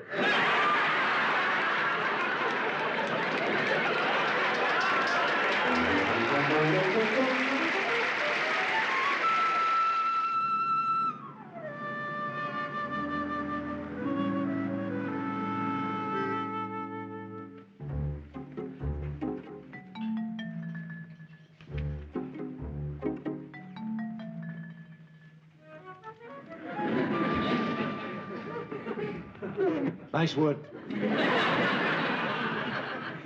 Ted, will you please sit down? The psychologist will tell us everything when he's through. That's my son in there. There's nothing wrong with him. He's a terrific kid. He's just in for a 6-month checkup. I'm sure he is. Most of the children who come in here are quite normal. Did you hear that, honey? There's nothing to worry about. Of course, there are exceptions. Oh? Like the little boy we had in last week. For his 8th birthday, his parents gave him an electronic hobby set. He built a time bomb. Blew the roof right off the house. Oh, no. Fortunately, they weren't home at the time. Oh, that's good. Late yesterday, the cat came down in Toronto. Oh, excuse me. I don't know what we're doing here anyway. You don't push a kid in a direction he doesn't belong. Not every kid was meant to be a 5th grade graduate. I'm telling you, Georgette, no son of mine needs a psychologist. Ted, you have to realize this has nothing to do with you. David's problem isn't your fault. You're a terrific father, a great husband, and a wonderful provider. That's right. I do bring in 50 G's a year. You told me it was 30. Oh, yeah, right, 30. How'd it go, son? Oh, okay, I guess. The doctor would like to see you both. David, you sit over there. We'll be right out, okay? Okay. Mr. Baxter, Mrs. Baxter, won't you sit down? Now, I've given your son an exhaustive amount of tests. Now, wait a and I second, think Doc. Before you get started, let me get one thing straight. I'm not impressed with any of this psychoanalytic mumbo-jumbo. To me, the whole business is just silly. Child psychology, $40 an hour. How's a kid going to get that kind of money? I don't want any stranger telling me about my son. I don't want anybody telling me my son's neglected or that he needs love. He happens to come from a very loving home. Shut up, Georgia. Mr. Baxter, this is nothing to break our crayons over. Now, as I was saying, I've given your son exhaustive tests. Aptitude, adaptability, comprehension. And it seems that he's in the genius category. He has an IQ of 160. 160? That's more than mine. Uncle. Say, let me ask you a theoretical question. Let's assume that someone has a kid with an incredible IQ and that someone wasn't great in the 5th grade. Do you think that would cause any problems between the two? No problems at all, Mr. Baxter. As long as the parent is a reasonably secure, mature, well-adjusted adult. Boy, are we in trouble.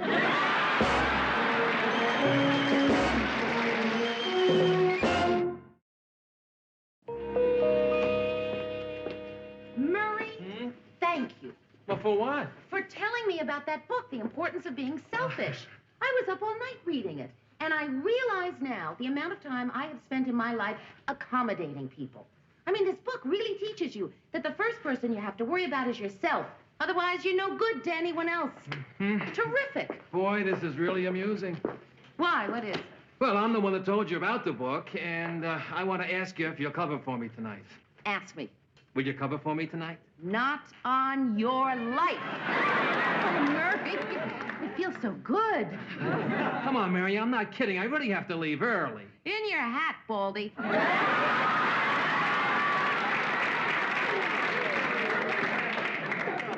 Mary, come on. The book said just be selfish, not mean. Yeah, you're right, But I guess I did go too far. I mean, I read it so fast, but I am supposed to turn you down, aren't I? Well, the book was very clear in stating that there are times when you can make exceptions. Oh, good. Then it's all right for me to cover for you tonight? Yes. Oh, thanks, Mur. Hey, you're welcome.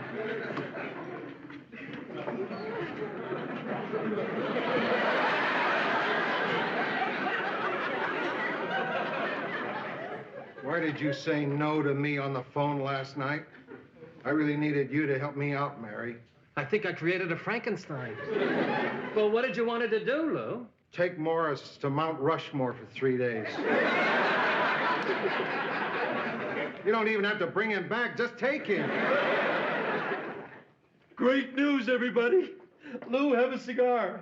Murray, Mary, guess what? You found a box of cigars. Better than that, my son David is a genius. But why was he having so much trouble in school? Well, according to the child psychologist, he was bored. It wasn't challenging enough for him, so he wasn't paying any attention. He's got an IQ of 160. He could be going to college today. Though he might have a little trouble getting girls. Well, how does Georgette feel about it? Swell. She took him to school to enroll him in a special class for advanced children. I should have known he was a genius. Last night when he was saying his prayers, he stopped and said, "Am I going too fast for you?" Ted, don't you think you're making too big a deal out of all this? After all, the kid's... What's the matter? You can't hold a doll? Hello, Mr. Bender. I'm sorry I can't take you to Mount Rushmore. Oh, that's all right. Who wants to look at a lot of old stone faces anyway? Come on in my office, Morris. You sure it's no bother? It's no bother. Hi, everybody. Hi. Hi, David. Hi.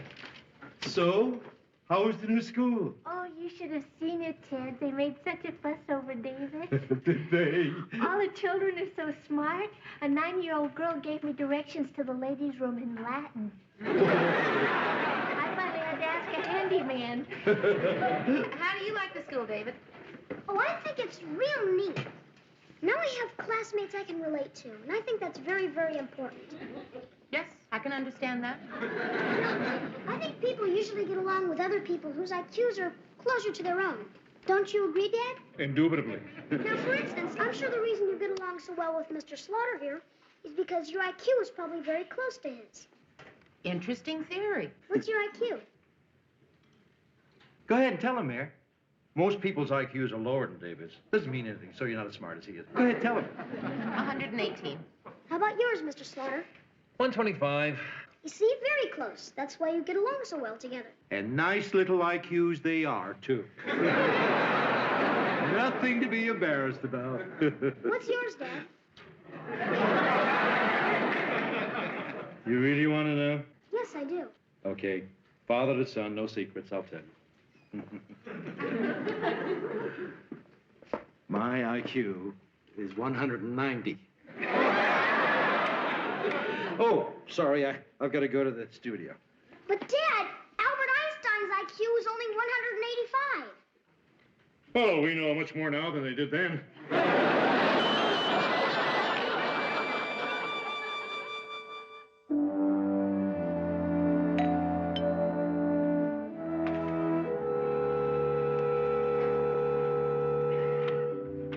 Hi, Georgette. Come on in. Hi, Mary.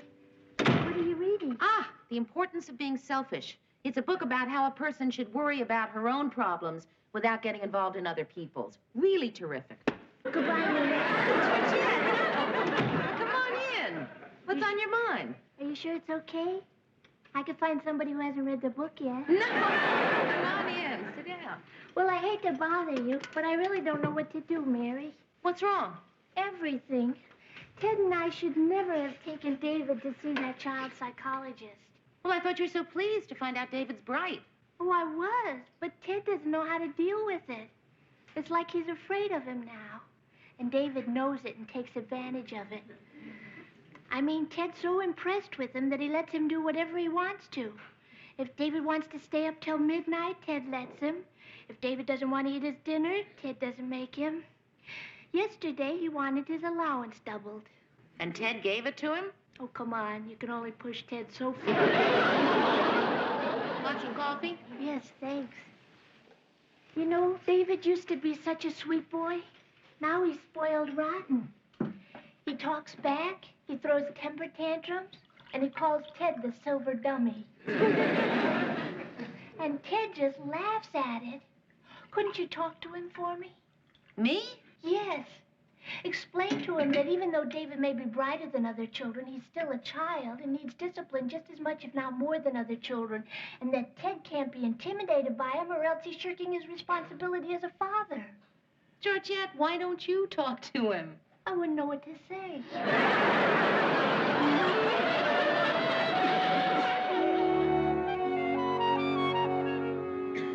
Say, listen, Mayor, is it okay if I let David sit in the control booth? It's something that I promised him. I know it's against the rules, but... Yes, Ted, fine. Okay. Then after the show, I promised him he could take one of the cameras apart. Well, he could probably put it back together. I don't care what you say. I want to go. I want to go. We'll see what your father has to say about this. Hey, what's going on? I promised my mother I'd bring the baby over. David insists that I take him to the museum instead. They have a terrific exhibit, Dad. I want to see it, and she won't take me. She's mean. Now, what do you think, Miss Richards? Don't you think she should take me to the museum? David, I think this is something your parents have to decide. That's right. It's our responsibility. Ted, talk to him. Use your authority. Okay. David, your mother wants to visit with her mother, and I think she should. If you want to go to the museum, I'll take you tomorrow. I don't want to go tomorrow. I want to go now. Kid's got a point, Georgette. Maybe you ought to take him to the museum. Ted, you have to be firm. Okay. Georgette, take that kid to the museum. Ted, if you won't handle this, I'll have to. David, we are going to see my mother, and that's that. Well, I think it's mean and rotten, and I abhor you. David, don't you ever use that word in front of your mother. It just means I hate her. Ted.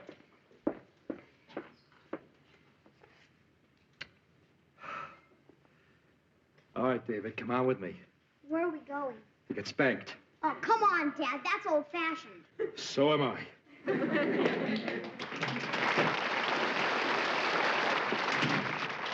Lou, you've got to do me a favor. Hi, Mr. Ray. Hi, David. How are you? Lou? What? I've got to use your office just for a few minutes. What do you want my office for? I've got to spank my kid. You don't want to spank David. Yes, I do. You got a hairbrush handy?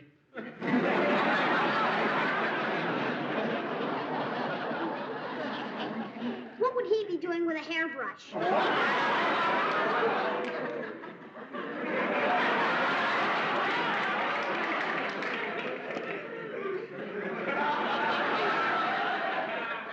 Go ahead, spank him.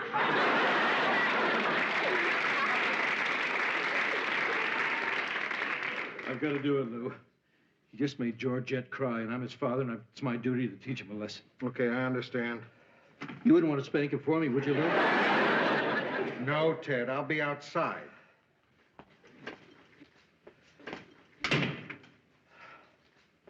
Well, okay. Let's get this over with. You're really going to do this? David, you're a very smart little boy. But it's a lot more being smart than just having a high IQ. And what you did out there just now, making your mother cry, was not smart. That was dumb. I know. I also know, even though I'm still learning how to be a father, what I have to do now is right. Now, you're a lot smarter than I am, a lot cuter than I am. I've only got one thing going for me. I'm bigger than you are. Come on. Okay, Dad. Now, don't hold this against me, because this is for your own good. Okay. Just try to understand I'm trying to be a good father. I also want you to be a good son. Now, your mother loves you. I love you. I don't ever want to have to do this again. Are you all right, Dad? I'm fine. I didn't want to hurt you, but you had that coming to you. Don't cry, Dad. David, don't ever make me do this again. I can't take it. I won't, Dad. I'm sorry. I'm sorry I had to spank you. You know something, Dad? What? I'm really glad you're my father. Even though I just spanked you? Well, spare the rod and you spoil the child. Spare the rod and spoil the child. That's genius. You're genius.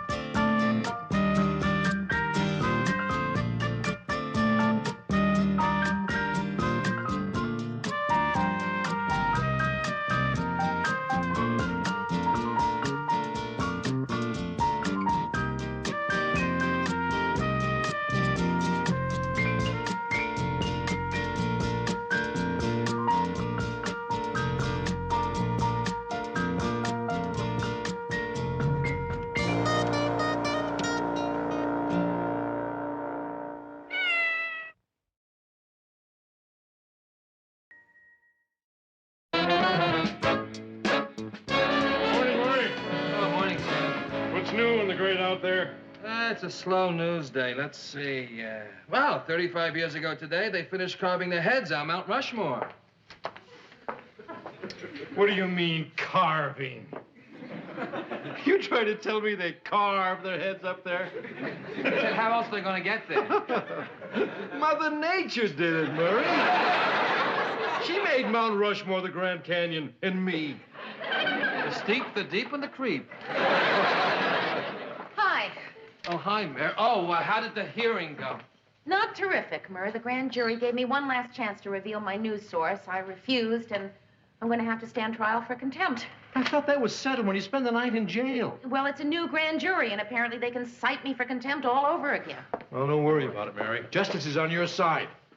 And when you're sitting in that witness box, stand on your constitutional rights, invoke the First Amendment, and occasionally flash a little thigh. What happened? I'm going to have to stand trial. We're going to have to get you a good trial attorney. Hey, my attorney's a good man. Trouble is, he's in a hospital right now. Yeah, he got run over when an ambulance suddenly went into reverse. Listen, Mary. There's a guy I have in mind, Barry Monroe, a poker buddy of mine. I'm sure I can get him to take your case. And you'll be in terrific hands. I've seen him operate. He can prove that anybody in the world is innocent. Hi, everyone. Well, almost anybody.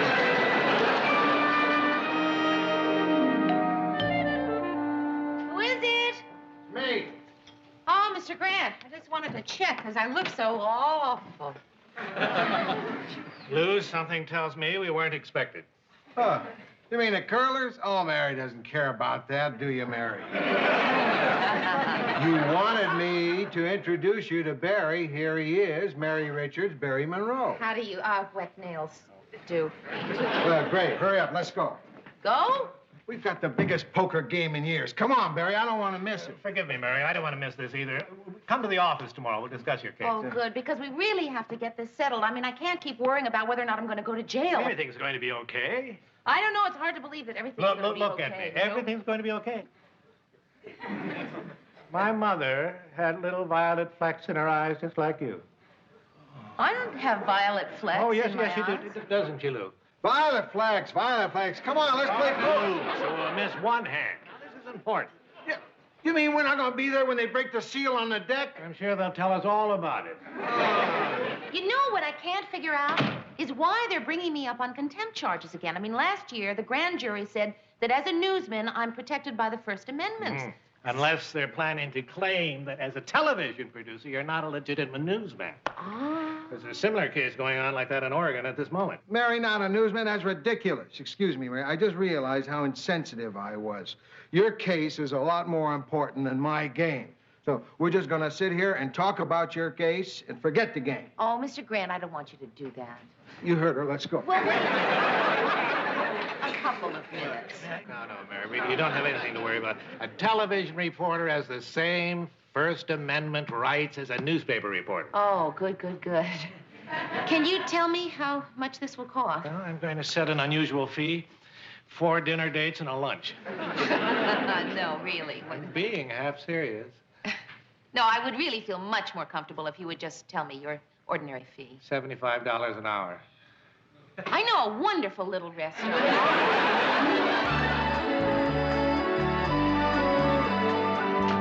Mary, I want to... Why, you're not married. Well, what gave you your first clue? Oh, Mary's not a hunk. Can I help you with something? No, I just couldn't wait any longer for Mary. I want to leave her a note. I've been looking through my briefs, and it's important that we talk as soon as possible.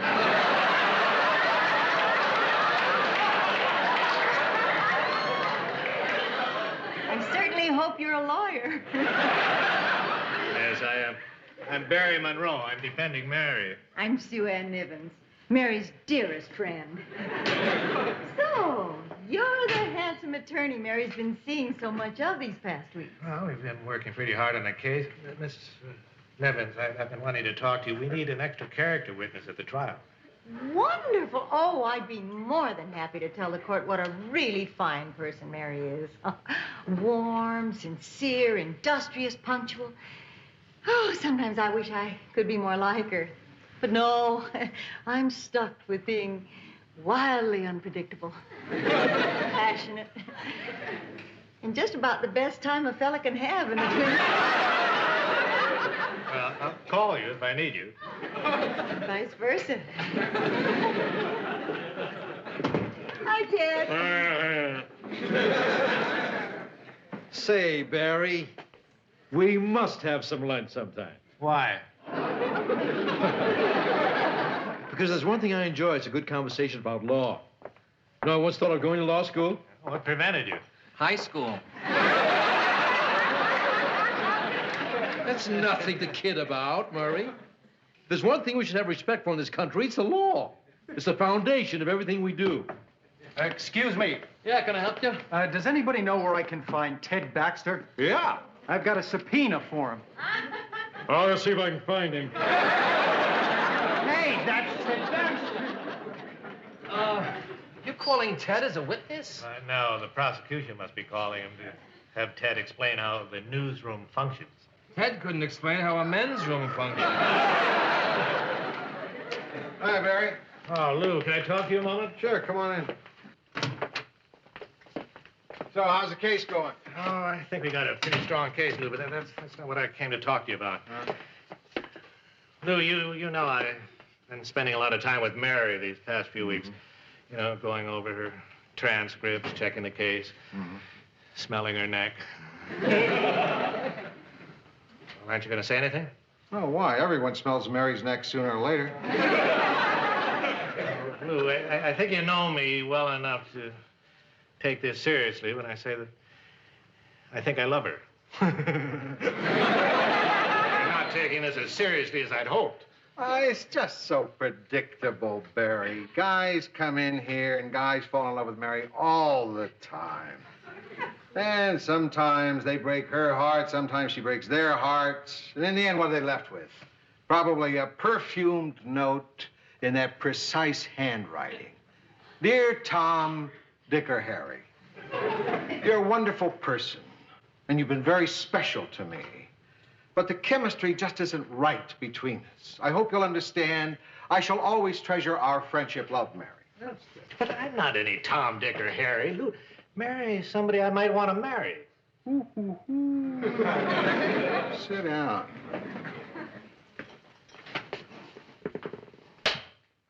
So, you want to marry our Mary.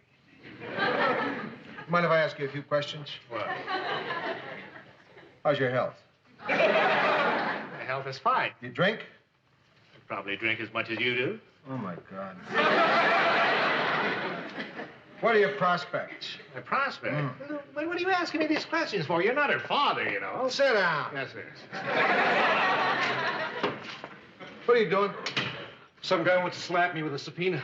I don't care if he wants to slap you with a flounder. Get out of my office. Ted, they're going to find you sooner or later anyway. Why don't you save the time and energy and accept the subpoena? They're not going to get me, Sawbones.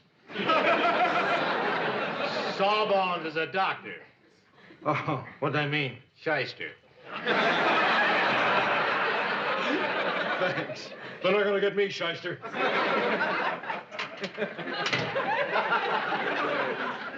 Well, Lou, what do you think? How about marrying me? Well, you approve. Oh, Lou. I'm going to go over there and tell her how I feel tonight. I just hope that she feels a little bit the same way, because if she doesn't, it'll kill me. Oh, come on. Don't talk like that. It won't kill you. It would. Maybe it would hurt you. Kill. You know, Barry, that kind of proves something I've always thought. Love stinks. Lou, quick, you better turn on the monitor.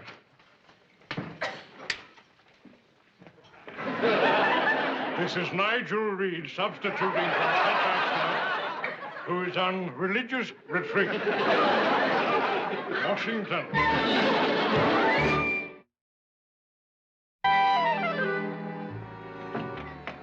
Hi. I got something for you. Let's make it fast.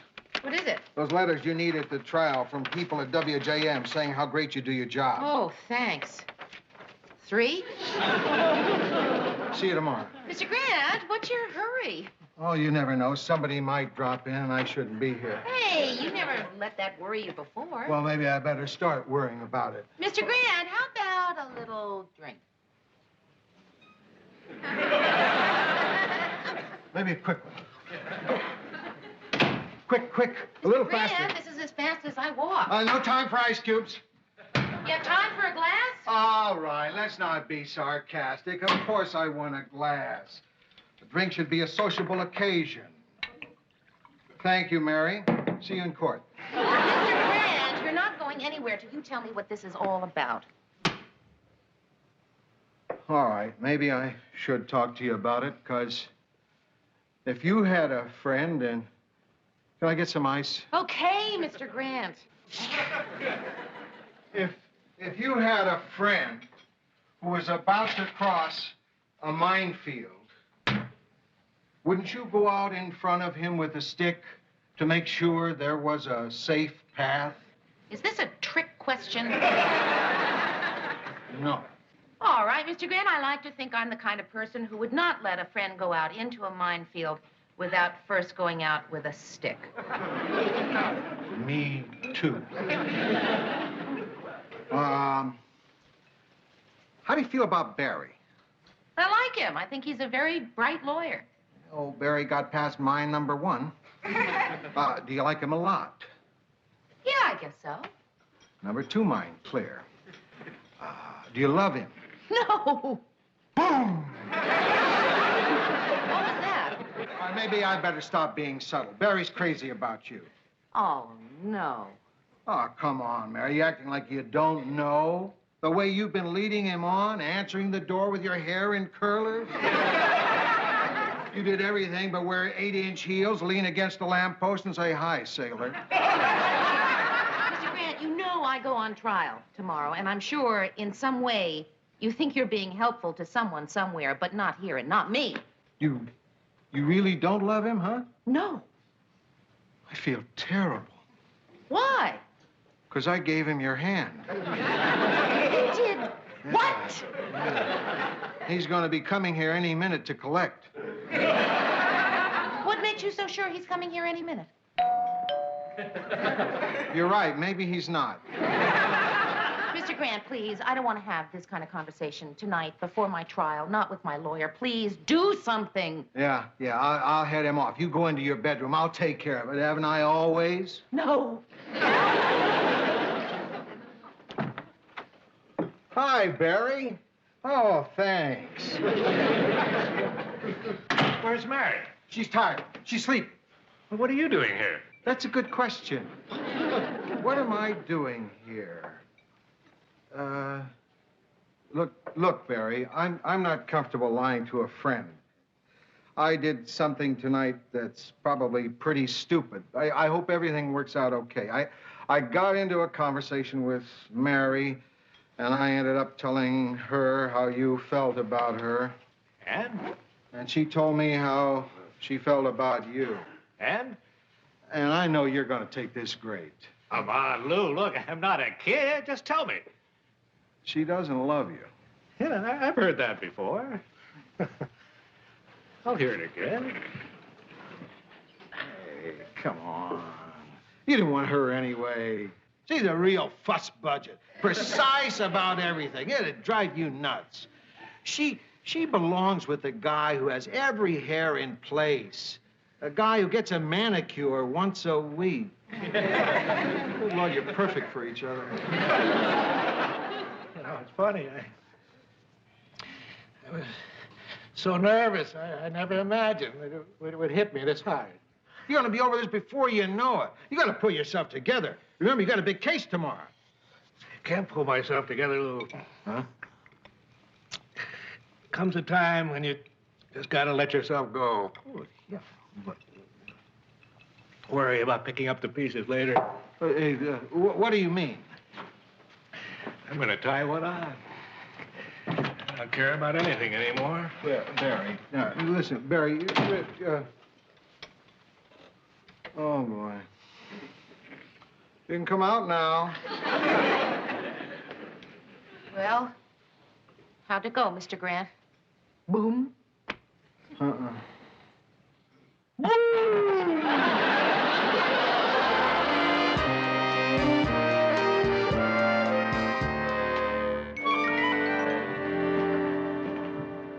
Mr. Grant, it's almost 9 o'clock. Where's Barry? Relax, Mary. It's an old defense lawyer's trick. Come into the courtroom at the last minute. Shows the prosecution how confident he is.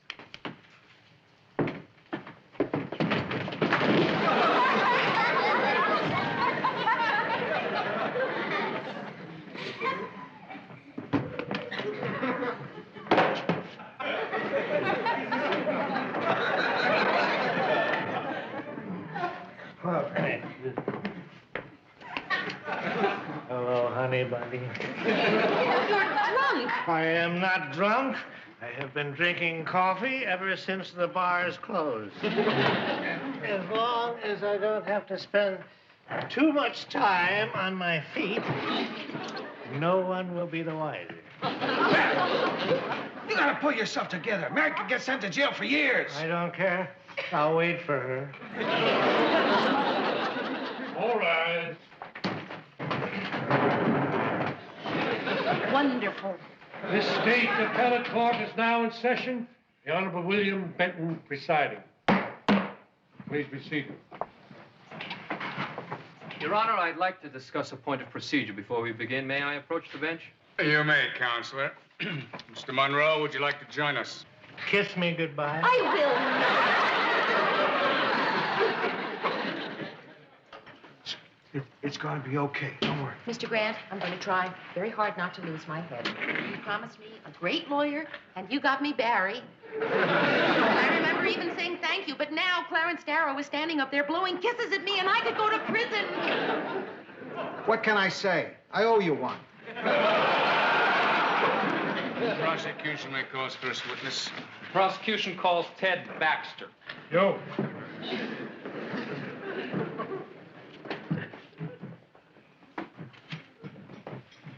Please repeat after That me. won't be necessary. I know it by heart. I, Ted Baxter, do solemnly swear to tell the truth, the whole truth, nothing but the truth, so help me God. I was up all night going over it. It's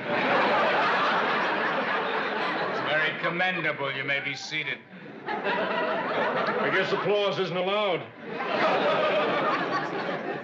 Mr. Baxter, you are employed at WJM TV. What is the nature of your job? I'm the best anchorman in the United States. And in your opinion, would you say that Miss Richards' qualifications were comparable to those of a newsman like yourself? I would. In every way, she's every bit qualified as any newsman I've ever known in my life. Mr. Baxter, do you know the penalty for perjury? Okay. Maybe not the best anchorman in the whole United States. I mean specifically, what news functions does Miss Richards perform? Oh. I don't know. They just get together and get the news and give it to me and I get up there and Mr. Baxter, what exactly does Miss Richards do as a producer? I don't know. Let me put it this way. Is it part of her function to go out and seek out news stories? I don't know.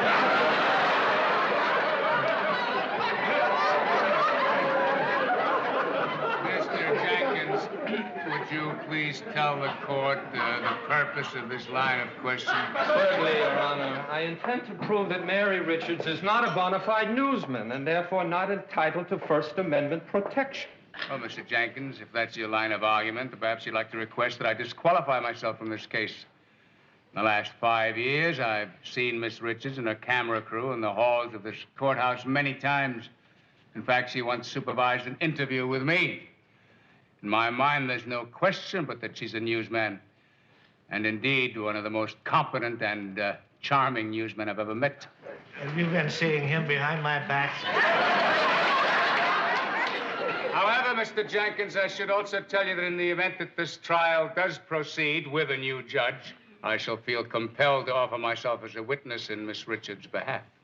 Well, in view of the information Your Honor has just brought before the court, the prosecution, acting in what it believes to be the best interest of all parties concerned, moves for dismissal. Motion granted, case dismissed. All right. See? I told you Barry would get you off. Defense called his first witness. It's okay, Barry. We won. Well, what was the score? Well, the trial, even better.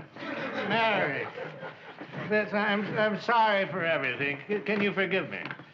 Probably not. And if you ever want a lawyer, if you ever rob a bank or kill somebody, I'd be proud to represent you. Thanks. I see you at the office. Congratulations. You did it again. You're the smartest lawyer I know. I didn't open my mouth. That's smart. Mr. Monroe. Yes. The lady told me to give you this. Here it comes, a perfumed letter, right? Yes. Yeah. You're a wonderful guy, but the chemistry isn't right. She'll always treasure your friendship, correct?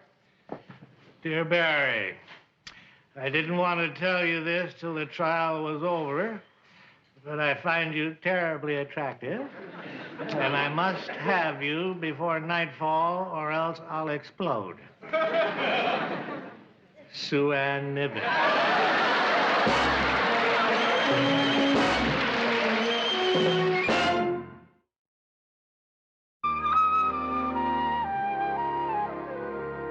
Leaving one fireman on the scene to remark, who needs 17 rooms anyway? Today's a happy day at WJM. The producer of the 6 o'clock news, Mary Richards, was acquitted of contempt charges by the state appellate court. It was the impassioned testimony of yours truly that convinced the court that Miss Richards was entitled under the First Amendment to not divulge her sources of information. Glad to be of help, Mary. Well, that's the news for this evening, but before I say goodnight, I'd like to thank Nigel Reed for filling in for me while I was on religious retreat. God bless you, Nigel. I can't believe it. Ted's taking credit for my acquittal. I could just beat his brains in. Oh, forget it, Mary. By the time you found them, you'd be an old lady. Hey, pretty good show, huh? On a scale of 1 to 10, I'd say that was a B+. Ted, how dare you take credit for my acquittal? Hey, listen, Mary, I was the only witness. The judge heard what I had to say, threw the case out. Mary, let's face it, I saved your bacon. Ted, you almost got me sent to prison. When they asked you what I did, you told them you didn't even know what I do around here. Of course I told them I didn't know. You don't want me to tell them what you really do around here, do you? What do you think I do around here? Well, you come in, you hang up your coat, you talk to Mary, and you go in there, discuss your problems with Lou, and you wear a lot of different clothes, and you have a lot of big parties. You wouldn't want me to tell them that, would you? You really don't know what I do around here, do you? Well, let me tell you what I do, Ted. I send out the film crew, I make the news assignments, I work out the rundown for the show, I hire people, I fire people. I am responsible for everyone else's activities, and I am responsible for every facet of this production. Gee. And I always thought it was my fault the show stunk.